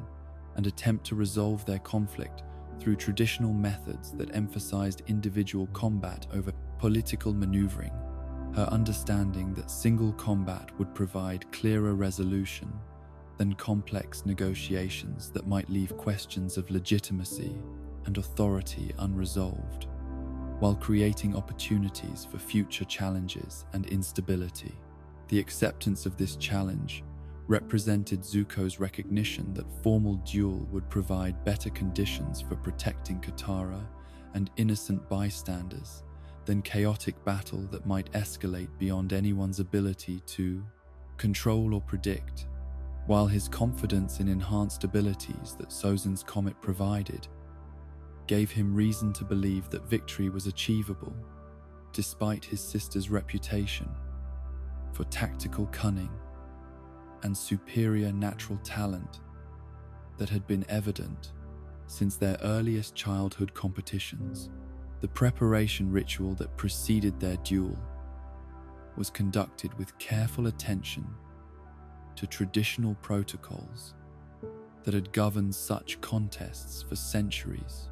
The formal procedures providing structure and legitimacy that made their conflict seem like honorable resolution of family dispute rather than desperate struggle for survival and political control, while the ceremonial elements created psychological distance that might allow both participants to maintain composure and strategic thinking despite personal emotions and family history that could otherwise overwhelm rational judgment.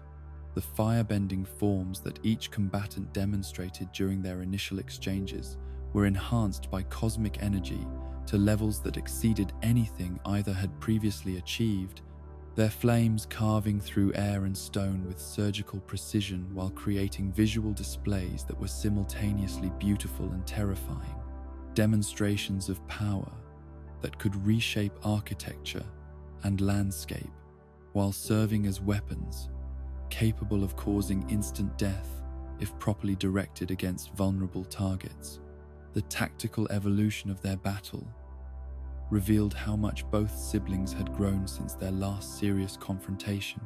Zuko's enhanced abilities being matched by improved strategic thinking and emotional control that prevented the kind of reckless aggression that had characterized his earlier firebending,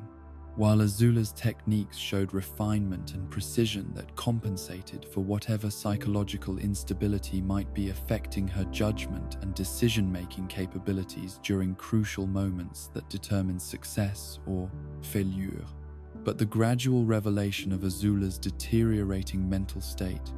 became apparent through increasingly erratic behavior and tactical choices that sacrificed long-term advantage for immediate satisfaction,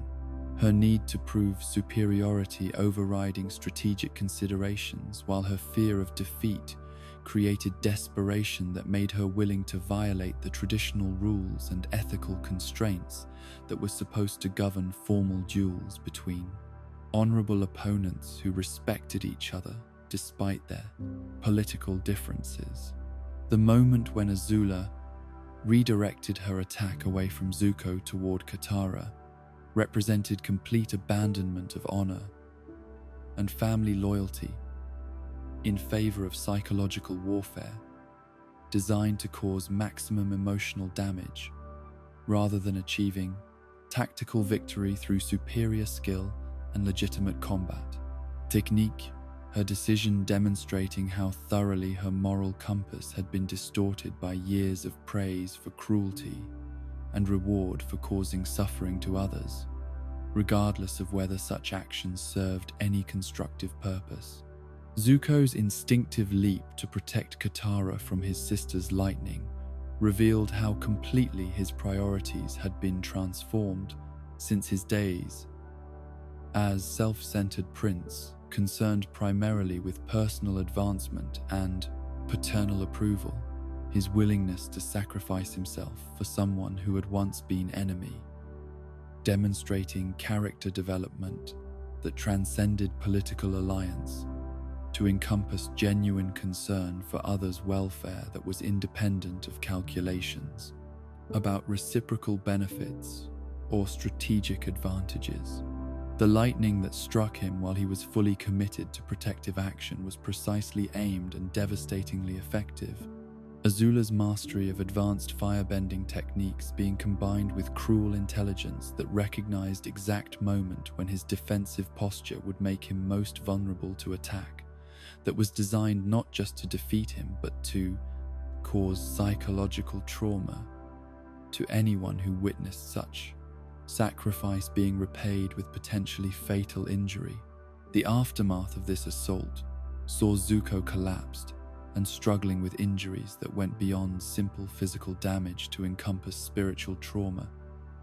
from exposure to elemental forces that had been weaponized through hatred and directed with intent to cause maximum suffering rather than clean death. That might have been merciful under different circumstances, his survival depending entirely on Katara's healing abilities and her willingness to risk her own safety to provide medical assistance to someone who had been injured, protecting her. But Katara's response to this crisis demonstrated why she had become such a crucial member of Team Avatar, her waterbending mastery, being complemented by tactical intelligence and emotional strength that enabled decisive action under pressure, while her healing abilities provided exactly the kind of intervention that Zuko's injuries required, her techniques being enhanced by spiritual water that had been preserved for exactly such emergencies when conventional medicine would prove inadequate. The battle between Katara and Azula that followed was unlike anything either had previously experienced. The Fire Nation princess's enhanced abilities being matched against waterbending techniques that utilized environmental resources and tactical creativity, rather than relying purely on elemental strength. The contest becoming demonstration of how intelligence and proper preparation could overcome superior raw power when applied with sufficient skill and determination. The resolution of this confrontation came through Katara's understanding of Azula's psychological vulnerabilities rather than simple, overwhelming force. Her recognition that the Fire Nation princess's greatest weakness was her fear of abandonment and loss of control, creating opportunities for manipulation that could be exploited without requiring victory through methods that might cause permanent harm or violate ethical principles about treatment of enemies who were suffering from mental illness rather than merely political opposition. The chains of ice that ultimately restrained Azula were both physical binding and symbolic representation of how emotional coldness and isolation had trapped her within cycles of cruelty and self-destruction that made genuine happiness or meaningful relationships impossible. Her defeat being as much result of psychological dysfunction as tactical disadvantage created by superior opponents' skills and environmental factors that favored waterbending over firebending under specific circumstances. The healing that Katara provided to Zuko during the immediate aftermath of their victory was both medical intervention and spiritual restoration, her techniques addressing not just physical injuries but emotional trauma that came from family conflict and the painful recognition that his sister's mental state had deteriorated beyond possibility of redemption or healing through normal methods, requiring acceptance that some relationships could not be saved, despite best intentions and genuine concern. The end of their battle coincided with news of Avatar Aang's successful confrontation with Fire Lord Ozai and the permanent removal of his firebending abilities through energy-bending techniques that preserved life while eliminating capacity for causing further harm. The resolution of both conflicts creating conditions where century-long war could finally end through victory of justice over tyranny, without requiring genocidal revenge that might have perpetuated cycles of violence rather than establishing foundations for genuine peace. The coronation that followed these events was conducted with appropriate ceremony, but without the triumphalism that might have characterized Fire Nation's celebration under different circumstances. Zuko's assumption of leadership representing not conquest, but responsibility for repairing damage and building relationships that could support international cooperation rather than continued domination. His understanding of other cultures and genuine remorse for past actions providing foundation for policies that might eventually earn forgiveness rather than mere submission. The promises that Fire Lord Zuko made during his inaugural address emphasized restitution rather than glory. His commitment to withdrawing Fire Nation forces from occupied territories while providing assistance for reconstruction and healing, representing complete reversal of imperial policies that had guided his nation's actions for generations, the transformation being both practical necessity and moral obligation that reflected everything he had learned about justice and responsibility during his journey from banished prince to authentic leader. As celebrations erupted throughout the four nations and news of peace spread to regions that had known only war for longer than most inhabitants could remember, the new Fire Lord understood that his real work was just beginning, that building sustainable peace would require years of patient effort and careful diplomacy, that earning trust would be more difficult than winning battles, and that true honor came from serving others rather than advancing personal interests or national pride through methods that caused suffering to innocent people whose only crime was belonging to different cultures or possessing different elemental abilities. The crown that settled upon Fire Lord Zuko's head during the coronation ceremony carried weight that extended far beyond its physical mass of gold and precious stones, to encompass responsibilities that would test every lesson he had learned about leadership and moral courage during his journey. From banished prince to authentic ruler, the ancient regalia having been worn by generations of Fire Lords, whose policies had created the devastating century-long war that now required complete reversal if any hope existed for genuine peace and reconciliation between nations, whose peoples had been taught to see each other as irredeemable enemies rather than potential partners in building a better world for their children. The first decision that confronted the new Fire Lord involved the complex question of what to do with the extensive network of Fire Nation colonies that had been established throughout Earth Kingdom territory during decades of expansion and conquest, settlements that had evolved from military outposts into genuine communities where Fire Nation citizens had built lives and raised families while developing deep connections to lands that they now considered home despite the violent circumstances of their original arrival and occupation. The Harmony Restoration movement that emerged from initial post-war planning sessions represented well-intentioned attempt to address these colonial complications through systematic removal of all Fire Nation presence from Earth Kingdom territory, the policy being advocated by Earth King Kwai and supported by many Fire Nation officials who saw repatriation as cleanest solution to questions about loyalty and citizenship that colonial populations raised through their very existence as living symbols of imperial aggression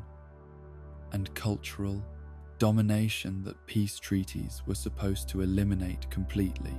But Avatar Aang's concerns about this approach reflected his growing understanding that simple reversal of previous policies might create new forms of injustice and suffering, particularly for mixed families and integrated communities where Fire Nation and Earth Kingdom citizens had formed relationships that transcended national boundaries,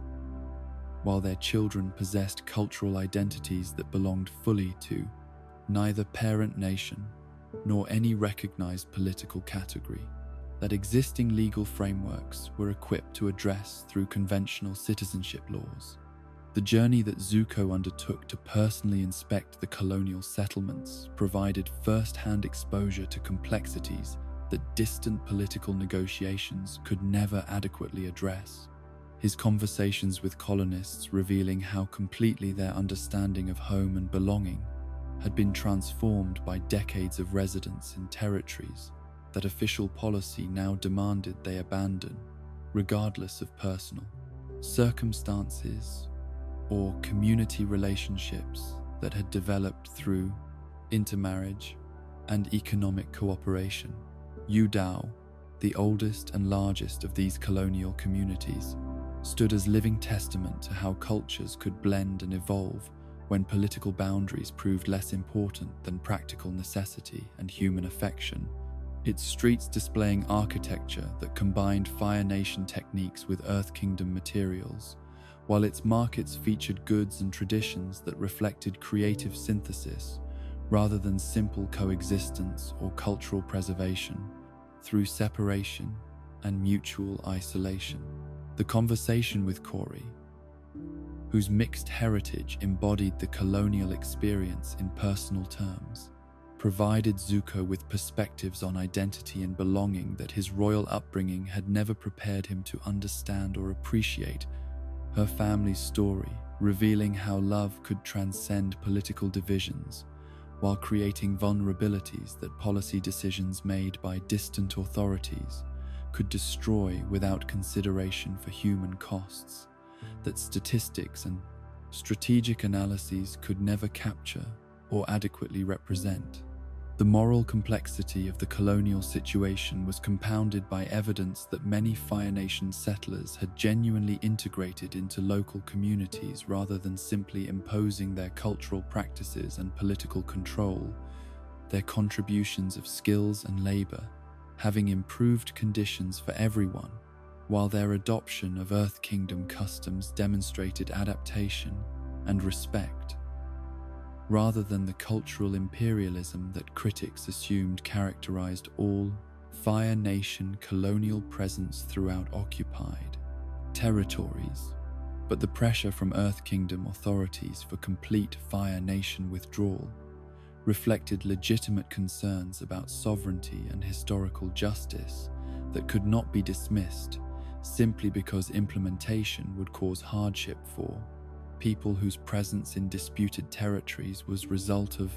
imperial aggression rather than invited immigration.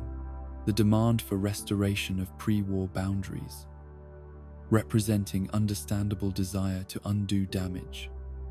caused by century of occupation and exploitation, regardless of current circumstances or individual cases of successful integration. The internal conflict that developed within Zuko's mind as he struggled to balance competing claims for justice and compassion reflected broader challenges facing post-war reconstruction efforts throughout the Four Nations. His recognition that good intentions and moral principles could lead to contradictory policies when applied to complex situations that defied simple categorization as right or wrong, just or unjust, necessary or unnecessarily cruel to innocent people caught between larger political forces beyond their control. The influence of his imprisoned father during this period proved more insidious and destructive than Zuko initially recognized. Fire Lord Ozai's psychological manipulation, exploiting his son's insecurities and desire for paternal approval, even when conscious mind rejected everything that the deposed ruler represented in terms of values and political philosophy. The visits to his cell becoming exercises in moral corruption, disguised as attempts to understand family history and obtain information about missing mother. The gradual erosion of Zuko's judgment and ethical clarity under this influence demonstrated how powerful childhood conditioning could be even when adult experience had provided clear evidence of its destructive nature. His father's ability to plant doubts and encourage authoritarian responses to political challenges, showing that psychological healing from abusive relationships required complete separation rather than attempted reconciliation or continued engagement that provided opportunities for renewed manipulation and control. The crisis that erupted when Earth Kingdom forces moved to enforce colonial removal orders through military action created exactly the kind of confrontation that Zuko's deteriorating judgment led him to meet with overwhelming force rather than diplomatic negotiation. His decision to deploy Fire Nation troops to protect colonists, representing abandonment of peaceful resolution, in favor of methods that his father would have approved, while contradicting everything he had learned about justice and proper use of power. Avatar Aang's intervention to prevent the battle that would have shattered fragile peace between Fire Nation and Earth Kingdom was both rescue and wake-up call. His willingness to physically restrain Zuko while in the Avatar state demonstrating how completely the young Fire Lord had lost his way, while providing shock therapy that broke through psychological fog created by paternal manipulation and internal pressure to prove himself worthy of inherited authority through strength rather than wisdom. The metamorphosis that followed this intervention was similar to the spiritual transformation that Zuko had experienced in Ba Sing Se, but more complete and permanent. His unconsciousness for 4 days representing symbolic death and rebirth that eliminated psychological barriers and cleared mental confusion that had been accumulating since his assumption of royal responsibilities created pressure to live up to impossible expectations while managing problems that had no clear solutions. Uncle Eero's tea shop in Ba Sing Se provided perfect setting for this healing process. The familiar environment and spiritual guidance offering exactly the kind of support that was needed for integration of lessons learned through failure and recognition of patterns that had been repeating throughout Zuko's life, whenever external pressure exceeded his internal resources for maintaining authentic identity and moral clarity under challenging circumstances. The negotiations that eventually resolved the colonial crisis required creative thinking that abandoned traditional concepts of national sovereignty in favor of new political arrangements that could accommodate complex realities of mixed populations and integrated communities. The establishment of autonomous regions that owed allegiance to neither Fire Nation nor Earth Kingdom, representing revolutionary approach to governance that acknowledged cultural synthesis as legitimate alternative to forced separation or continued occupation. The United Republic of Nations that emerged from these negotiations provided model for international cooperation that transcended traditional boundaries while creating institutions designed to serve multicultural populations whose identities could not be contained within conventional categories of citizenship and national loyalty, the new nation being governed by representatives from all backgrounds, rather than dominated by any single ethnic or cultural group that might impose its values on others through political majority. Republic City, built on the site where the colonial crisis had nearly erupted into renewed warfare, embodied the vision of peaceful coexistence and mutual prosperity that the United Republic was intended to promote throughout the world, its architecture blending elements from all 4 nations, while its population included people whose families represented every possible combination of cultural heritage and elemental abilities, creating an environment where diversity was celebrated rather than merely tolerated. But the personal cost of these political achievements was severe, particularly in terms of Zuko's relationship with Mai, whose patience with his emotional unavailability and continued deception about his activities had finally been exhausted by discovery of his secret visits to his father and his failure to communicate honestly about psychological struggles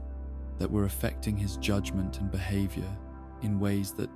made romantic partnership feel impossible despite genuine mutual affection and shared history. The breakup that resulted from these accumulated tensions and breaches of trust was painful but necessary.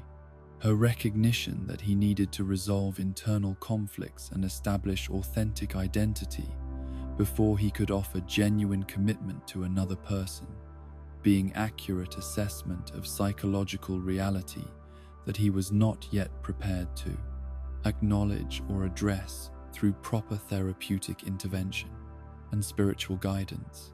The search for his missing mother that began during this period of personal crisis represented an attempt to resolve childhood trauma and answer questions that had been haunting him since Ursa's mysterious disappearance. But the decision to recruit his mentally unstable sister Azula as guide and collaborator demonstrated how completely his judgment had been compromised by desperation and willingness to take risks that rational analysis would have recognized as dangerous and counterproductive. The journey to Hira'ar that followed was fraught with psychological and physical dangers created by Azula's unpredictable behavior and fragmented mental state, her oscillation between moments of apparent lucidity and periods of complete detachment from reality, making her simultaneously valuable source of information and existential threat to everyone around her, including the brother who had hoped that family loyalty and shared goals might create temporary cooperation despite their history of mutual betrayal. The revelation that their mother had sought spiritual intervention to escape her former life and identity represented solution to family crisis that none of them had anticipated or understood. Ursa's transformation through the Mother of Faces, having provided complete escape from political pressures and psychological trauma, while creating new existence that was fulfilling and peaceful despite requiring abandonment of her children and acceptance of permanent separation from everyone she had previously loved. The complexity of emotions that accompanied discovery of his mother's fate challenged Zuko's understanding of sacrifice and redemption while forcing recognition that healing sometimes required choices that seemed cruel or incomprehensible to others. Ursa's decision to forget her previous life being motivated by psychological necessity rather than selfish abandonment, while her happiness as Noriko demonstrated that authentic existence might require complete transformation rather than mere adjustment or accommodation to difficult circumstances. The restoration of Ursa's original memories and identity created reunion that was both joyful and painful, bringing back not only her love for her children, but also full awareness of everything she had sacrificed and everyone she had hurt through choices made under impossible circumstances. Her integration of both identities requiring psychological flexibility and emotional strength that made her example of successful adaptation and genuine healing, rather than mere survival or temporary escape. The establishment of Air Temple Island as both Zuko's occasional retreat and permanent center for air nomad cultural preservation demonstrated his commitment to supporting Avatar Aang's efforts to rebuild what had been destroyed, while creating sanctuary where spiritual practices and philosophical traditions could be maintained and transmitted to future generations who would carry forward essential wisdom that the world needed for maintaining balance and preventing future conflicts. The flying bison that had been discovered and relocated to the island represented hope that other elements of pre-war civilization might have survived in hidden locations or through protection of people who understood their value, even without sharing their cultural origins, each new animal being testament to life's resilience and the possibility of recovery from even the most devastating losses when conditions were right and dedicated individuals were willing to provide necessary care and protection. The air acolytes who came to study under Aang's guidance brought enthusiasm and dedication that sometimes exceeded their understanding of philosophical principles underlying practices they worked to master.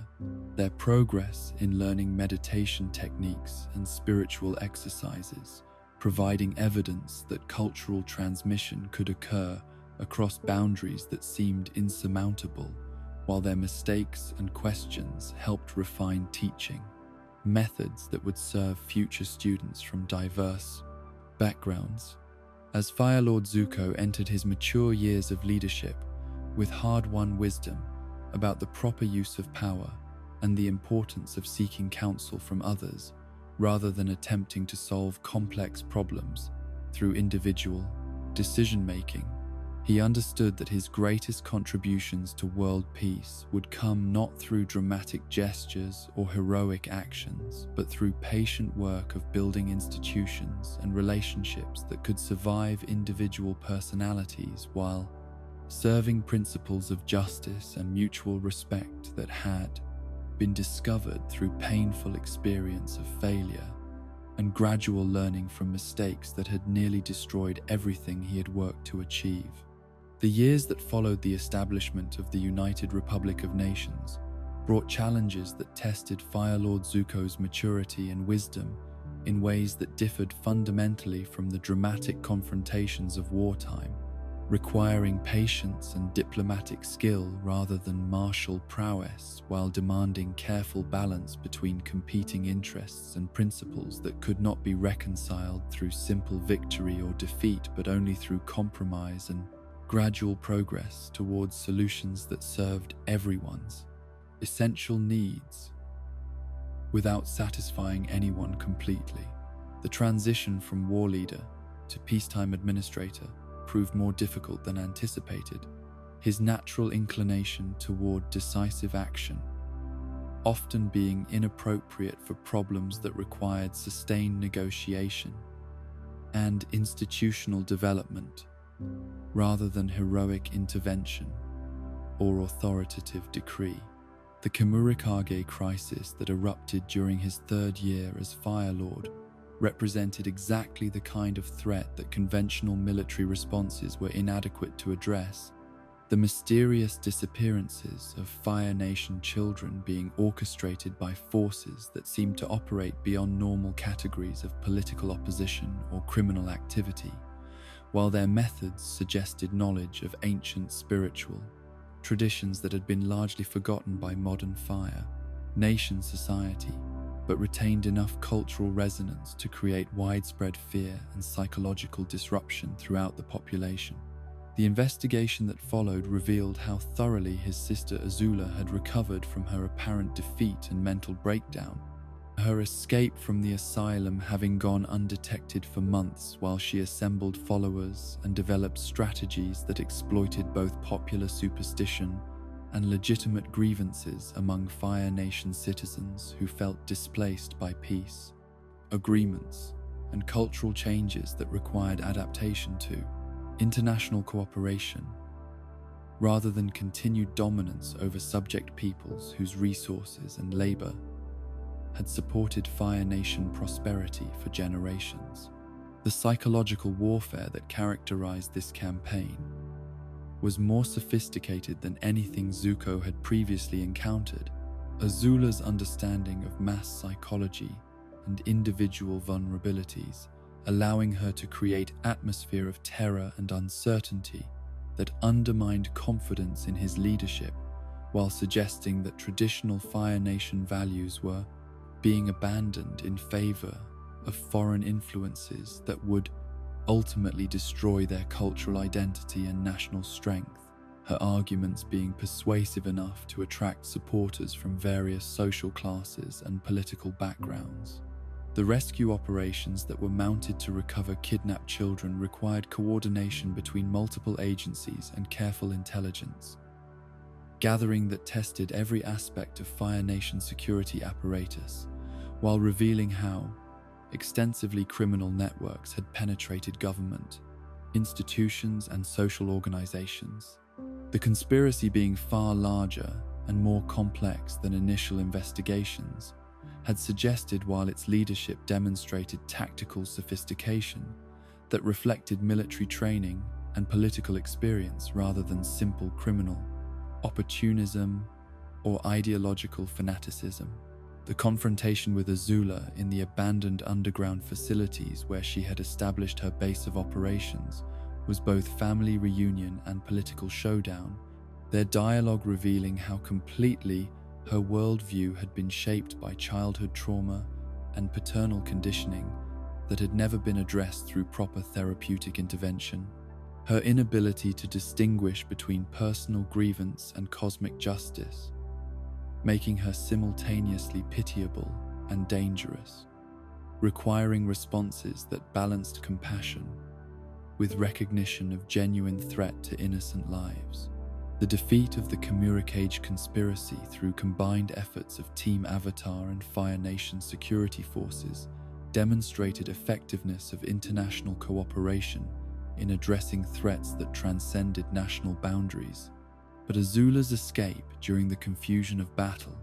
ensured that her influence and psychological impact would continue to complicate efforts to build stable institutions, while her ability to attract followers proved that peace had not eliminated sources of social tension and political dissatisfaction that could be exploited by charismatic leaders, offering simple solutions to complex problems.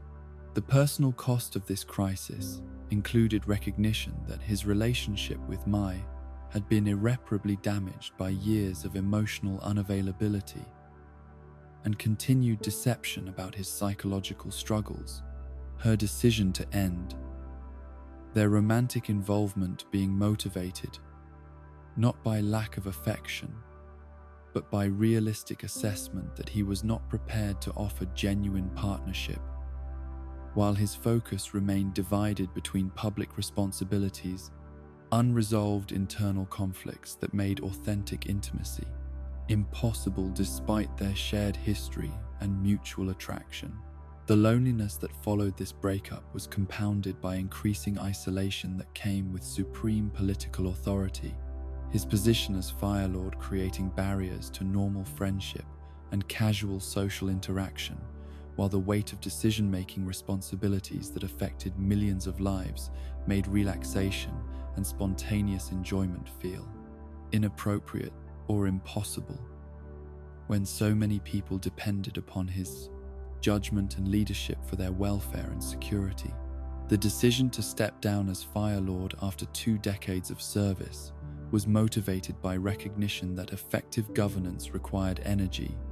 and perspective that he could no longer provide, while his accumulated experience and international relationships could be more valuable in different roles that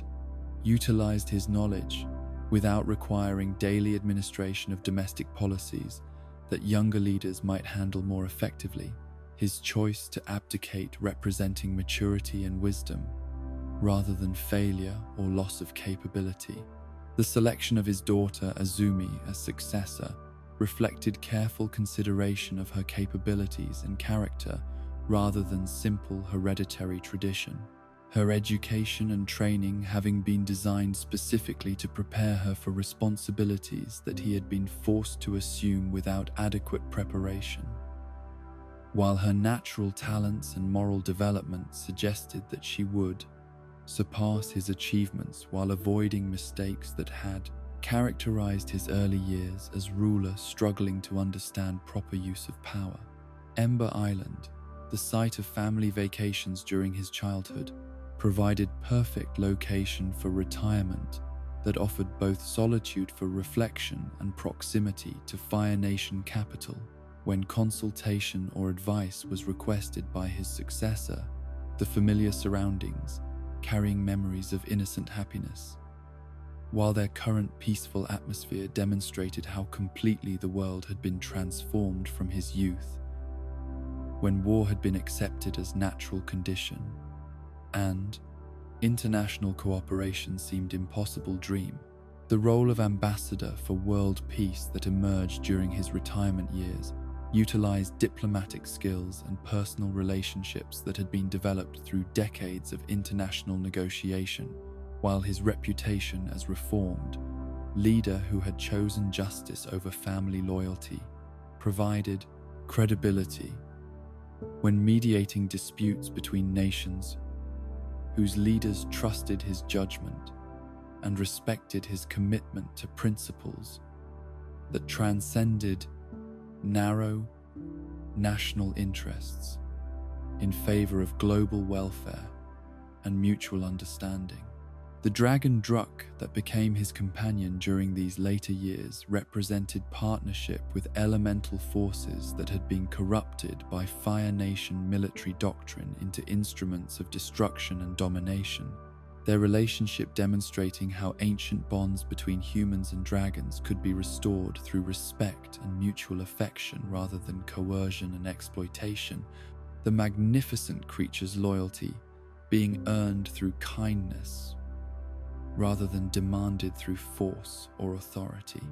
The responsibility for Avatar protection that he assumed during Avatar Korra's childhood reflected understanding that cosmic balance depended upon successful transmission of Avatar wisdom and abilities between incarnations, his commitment to providing security and guidance for the next Avatar being motivated by gratitude for everything that Avatar Aang had taught him about honor and authentic identity, while recognition that world peace required stable Avatar cycle that could continue addressing spiritual and political challenges as they emerged. The emergence of the Red Lotus and their coordinated assault on world leaders created crisis that tested international cooperation, while demonstrating how effectively extremist organizations could exploit legitimate grievances and philosophical principles in service of goals that would ultimately destroy everything they claimed to value. Their sophisticated planning and tactical capabilities, requiring responses that utilized every resource available to established governments, while their ideology attracted support from people who felt excluded from benefits of peace and prosperity. The failed attempt to prevent Zahir's escape from Northern Water Tribe prison was both personal frustration and strategic disaster. His recognition that age and accumulated injuries were limiting his physical capabilities, coming at a moment when his experience and knowledge were most desperately needed to prevent catastrophic damage to international stability. The realization that individual heroism was insufficient for addressing threats that required sustained institutional responses rather than dramatic intervention. The reunion with Avatar Korra during the Earth Queen crisis provided opportunity for passing on wisdom accumulated through decades of leadership, while observing how new generation of leaders approached challenges that required different methods and perspectives than those which had characterized his own experiences. Her strength and determination reminding him of his younger self, while her different background and training suggested that Avatar cycle was successfully adapting to changed world conditions. The advice he offered about making decisions that Avatar Aang would have approved represented distillation of everything he had learned about moral leadership and the proper balance between idealism and practical necessity. His understanding that effective action required both compassionate intention and realistic assessment of available options, while recognition that perfect solutions were rarely achievable in complex situations that demanded immediate response despite incomplete information and competing values. The revelation that Uncle Iroh existed as spirit in the spirit world provided comfort and validation that transcended normal categories of death and separation. His recognition that love and wisdom could survive physical dissolution while continuing to influence living world through spiritual intervention and guidance that operated according to principles beyond material understanding, the knowledge creating hope for eventual reunion, while inspiring continued commitment to principles that Iroh had embodied throughout his earthly existence. The protection of Fire Lord Azumi during the Red Lotus crisis demonstrated how parental love could motivate heroic action even when physical capabilities were diminished by age and accumulated wear from decades of combat and stress. His willingness to risk his life for his daughter's safety, being natural expression of priorities that had been clarified through experience of leadership and recognition that future generations deserved opportunity to build upon, achievements while avoiding mistakes that had characterized his own learning process. The concerns he expressed about world without Avatar following Korra's injuries reflected understanding that cosmic balance depended upon successful continuation of Avatar cycle, while recognition that existing institutions were inadequate for addressing spiritual challenges that transcended normal categories of political and military intervention. His awareness that Avatar's unique role could not be replicated through conventional leadership or international cooperation, creating anxiety about global stability and long-term peace prospects. The ceremony celebrating Jinora's achievement of airbending mastery provided opportunity for witnessing restoration of air nomad culture that had seemed impossible during his youth when genocide appeared to have permanently eliminated ancient wisdom and spiritual practices. The presence of new airbenders, demonstrating that life and knowledge could survive even the most devastating attempts at cultural destruction, while adaptation and evolution could preserve essential values through changed forms and différentes expressions. As Fire Lord Zuko entered his final years with accumulated wisdom about leadership and sacrifice, love and loss, failure and redemption that came from lifetime of extraordinary challenges and moral growth, he understood that his greatest legacy would not be measured through political achievements or military victories, but through influence he had exercised on individuals whose lives had been touched by his example of transformation from angry, desperate prince to wise elder who had learned that true honor came from service rather than dominance, from building rather than destroying, from choosing love over fear, regardless of personal cost or popular opinion. The peace that surrounded his retirement was earned through decades of difficult choices and patient work rather than dramatic gestures. His recognition that sustainable harmony required institutional development and cultural change that extended far beyond individual personalities or heroic actions, while his satisfaction came from knowing that he had contributed to a world where his grandchildren could grow up without fear of war while pursuing their own paths toward meaning and fulfillment in circumstances that his generation had created through sacrifice and dedication to principles larger than personal ambition or family loyalty. And so we reach the twilight of Prince Zuko's extraordinary journey, the boy who was scarred but not broken, banished but not defeated, lost but ultimately found. His path from angry, desperate prince to wise Fire Lord and elder statesman shows us that redemption is not a destination, but a daily choice, that honor is not inherited but earned through countless acts of courage and compassion. Zuko's story reminds us that our worst mistakes do not define us, our response to them does. That the love of a good mentor, the loyalty of true friends, and the courage to choose what is right over what is easy can transform even the most damaged soul into a force for healing in the world. As you drift toward peaceful sleep, carry with you Zuko's hard-won wisdom. That true strength comes not from never falling, but from rising every time you do. That honor is not about pride or status, but about doing what is right even when it costs you everything. That the fire within us can warm or destroy, the choice is always ours. Rest well, knowing that redemption is always possible,